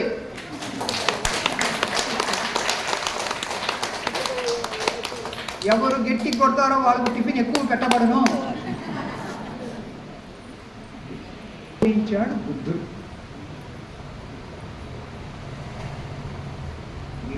దేశాల వాళ్ళు ఆయనకు అనుయాయులుగా అయ్యారు? 13 దేశాల వాళ్ళు. అన్నిటికంటే పెద్ద దేశం ఏది అంటే China, Japan, Korea, Thailand, Burma, ఇవన్నీ చాలా పెద్ద పెద్ద దేశాలు, అన్నీ బౌద్ధ దేశాలు. ఆ బౌద్ధం వెళ్ళింది ఈ దేశం నుంచి. మీకు ఒక విషయం చెప్తే ఆశ్చర్యపోతారు. చైనీస్ భాషలో భారతదేశాన్ని ఏమంటారు తెలుసా? జెంగే, TZGEE, జెంగే అంటే అర్థం ఏమిటి అంటే, జెంగే అని అంటే సర్వశ్రేష్టమైనది. భారతదేశం ఏమిటి? అది ఎప్పుడు? బుద్ధుడి కాలంలో, కాబట్టి ఆ పేరు. ఆ బుద్ధుడి తదనంతరం 2550 సంవత్సరాలకు పూర్వం బుద్ధుడు. శంకరాచార్యులు వారు వచ్చింది 8వ శతాబ్దం. 11వ శతాబ్దం వచ్చేసరికి కుల వ్యవస్థ ఏర్పరిచి, ఆలయ వ్యవస్థ ఏర్పరిచి, అధికారం మొత్తం బ్రాహ్మణుల చేతుల్లో చిక్కించుకున్నారు. పురాణాలు ఏర్పరిచారు. పురాణాలన్నీ నమ్మకాలే, ప్రదక్షిణలే. ఇక అక్కడ విగ్రహారాధన ప్రారంభమైంది. మొత్తం వాళ్ళు తీసుకోవడం మొదలుపెట్టారు. ఆ సర్వశ్రేష్టమైన అనే పదం కాస్త బలహీనమైనటువంటి అనే పదంగా మారింది. మనకు స్వాతంత్రం వచ్చింది 1947. చైనా వాళ్ళకు స్వాతంత్రం వచ్చింది 1949లో. మనకంటే 2 ఏళ్ల తర్వాత వాళ్ళకు స్వాతంత్రం వచ్చింది. కానీ చైనా ఎంత దూసుకుపోయింది అంటే, ఇంకొక 70 ఏళ్ళు మనం కష్టపడ్డా కానీ ఆ డెవలప్మెంట్ మనం సాధిస్తామా అనే అనుమానం. అంత డెవలప్ అయింది. ఎందుకు? ఒక్క సంస్కృతి, ఒక్క దేశం, ఒక్క భాష, మ్యాండరిన్ భాష, మరియు కులాలు గిలాలు ఏమీ లేవు. అందరం ఒక్కటే మతం, అది బౌద్ధ మతం. మొన్న 1 సంవత్సరం 3 ఏళ్ల క్రితం లెక్కలు తీశారు. అంటే ప్రజాభిప్రాయాన్ని సేకరించారు. 85% వాళ్ళు ఓటు వేశారు బౌద్ధ మతాన్ని. కమ్యూనిస్టులుగా ఉన్నా కానీ, నాస్తికులుగా ఉన్నా కానీ, ఏ మతాన్ని నువ్వు ఇష్టపడతావు అని అడిగితే బౌద్ధ మతాన్ని ఇష్టపడతామని వాళ్ళందరూ ఓటు వేసింది బౌద్ధ మతం. మన దేశంలో మిమ్మల్ని అడిగితే ఏం చేస్తారో తెలుసా? మాకేం తెలియదండి, మత గురించి తెలియదండి, మా కులానికి మేము ఓటు వేస్తామని అంటారు. ఇప్పుడు మరి వచ్చే రాజకీయ పార్టీలన్నీ ఎట్లా ఉన్నాయి? కుల పార్టీలే కదా, కుల భోజనాలే కదా, కుల పెళ్ళిళ్ళే కదా. ఈ విధంగా అయితే మనము విడిపోయాము. విడిపోతే అమ్మా దయ్యా మీరు జ్ఞాపకం ఉంచుకోండి, మంచి మాట చెప్తున్నాను. విడిపోతే పడిపోతాం, పడిపోతే నాశనం అవుతాము, తొంగలో తొక్కబడతాం, మట్టిలో కలిసిపోతాము. ఐకమత్యంగా ఉండాలి అంటే కులం ముఖ్యం కాదు, ఉమ్మడి వారసత్వం ఒకటి ఉంది. అది మతం కంటే కూడా ఆధ్యాత్మిక చింతన. ఏమిటది? అందరము ఆత్మస్వరూపులం. ఇది బాగా తెలుసుకోవాలి. ఈ విషయాలు ఇప్పటి వరకు నేను ఏమి చెప్పానో నేను హర్తై చెప్పటం లేదు, తెలుసుకొని చెప్తున్నాను, జ్ఞానంతో చెప్తున్నాను. అందరూ కూడా ఈ విషయాలు ఇంకా చాలా ఉన్నాయండి చెప్పాల్సినవి. కానీ స్థూలమైన విషయాలు మీకు పరిచయం చేశాను. వీటిని ఇంకా నెమరు వేస్తే చాలా విషయాలు మీరే కనుక్కోవచ్చు. చాలా విషయాలు. మొదట్లో విశ్వ హిందూ పరిషత్ తరఫున వెళ్ళి ఎలుగెత్తి వివేకానందలాగా అరుస్తుండేవాడిని, మన హిందూ ధర్మం ఇంత గొప్పది, అంత గొప్పది, ఇంత గొప్పది, అంత గొప్పది, దీన్ని మనం కాపాడుకోవాలి. ఆ తర్వాత నాలో నాకే వివేచన మొదలైంది. ఇంత గొప్పదైనప్పుడు దీన్ని కాపాడుకోవాల్సిన అవసరం ఏముంది? దాన్నే కాపాడుకునేది కదా. కానీ ఎవరు దాన్ని వైపు సారించట్లేదే. అసలు మేము ఎక్కడికైనా వెళ్తే ఈ స్వామీజీ బాగా ఉపన్యాసం చెప్తారు అంటే ఆ బ్రాహ్మడు ఏమడుగుతున్నా అంటే, ఉపన్యాసమా? ఏం ఉపన్యాసం చెప్తారు? భగవద్గీత. అదే దానికి ఏం విలువ లేదని. ఎన్నిసార్లు భగవద్గీత? ఎంత అశ్రద్ధగా హీనంగా చూస్తారు అంటే మాదేమో వేదము, మీదేమో ఆధ్యాత్మికము. మా వేదంలో మాకు సంపాదన ఉంది, మీ ఆధ్యాత్మికంలో సంపాదన ఏమీ లేదు. ఇక్కడ చూడండి, ఇంకో పెద్ద మోసం చెప్తాను. వేదాన్ని ఆధారంగా తీసుకుని కుల వ్యవస్థను రూపొందించి వాళ్ళు నిచ్చెనమెట్ల సమాజంలో పై స్థాయిలో కూర్చొని అధికారాన్ని వాళ్ళు వెలగబెడుతూ సంపాదన మఠాధిపతులు వాళ్ళే, పీఠాధిపతులు వాళ్ళే, రాజుల దగ్గర మంత్రులు, సలహాదారులు, కవులు, కళాకారులు, పూజారులు, పండితులు అందరూ వాళ్ళే. పోరాడి ప్రాణాలను అర్పించే సేనాధిపతి మాత్రం వేరే. రాజు కొలువులో ఉండే చదువుకున్న వాళ్ళందరూ కూడా బ్రాహ్మణులు. మిగతా వాళ్లకు ఏ స్థానము లేదు అక్కడ. అందువల్ల వాళ్ళ దృష్టి ఎట్లాగుంది అంటే అధికారం, సంపాదన, పెత్తనము మాది.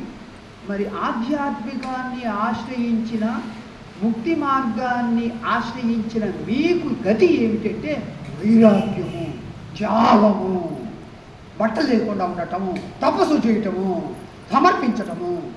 నీదేమో త్యాగము, వాడిదేమో తీసుకోవడం.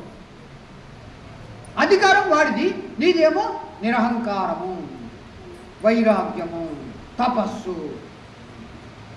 ఎంత మోసము, ఎంత దగానో చూడండి. 1 సంవత్సరం కాదు, ప్రపంచములో ఏ దేశంలో అయినా, ఏ సంస్కృతిలో అయినా కానీ ఇంత పెద్ద మోసం, ఇంత పెద్ద దగ, ఇంత పెద్ద వంచన 1200 ఏళ్ల నుంచి సాగుతూ ఉంది. ఇది ఇంకా ఏ దేశంలోనూ ఇక్కడ జరిగింది.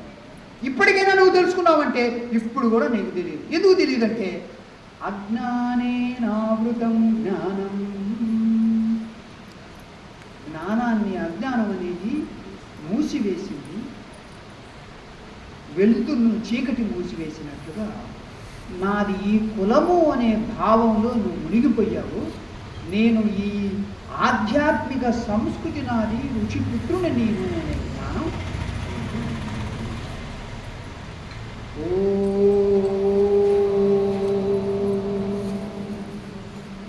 స్వస్తి ప్రజాభ్యః పరిపాలయంతాం న్యాయేన మార్గేణ మహీమహీషాః. ఓ బ్రాహ్మణేభ్యః శుభమస్తు నిత్యం. లోకాః సమస్తాః సుఖినో భవంతు.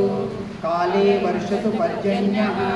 పృథివీ సస్యశాలినీ. దేశోऽयं శోభరహితः. సాధవः సంతు నిర్భయాः. ఓం అసతో మా తమసో మా మృత్యోర్మా ఓం పూర్ణమదః పూర్ణమిదం పూర్ణాత్ పూర్ణముదచ్యతే పూర్ణస్య పూర్ణమాదాయ పూర్ణమేవావశిష్యతే. ఓం శాంతి శాంతి శాంతి. లోకాః సమస్తాః సుఖినో భవంతు. సద్గురు మహారాజ్ की जय.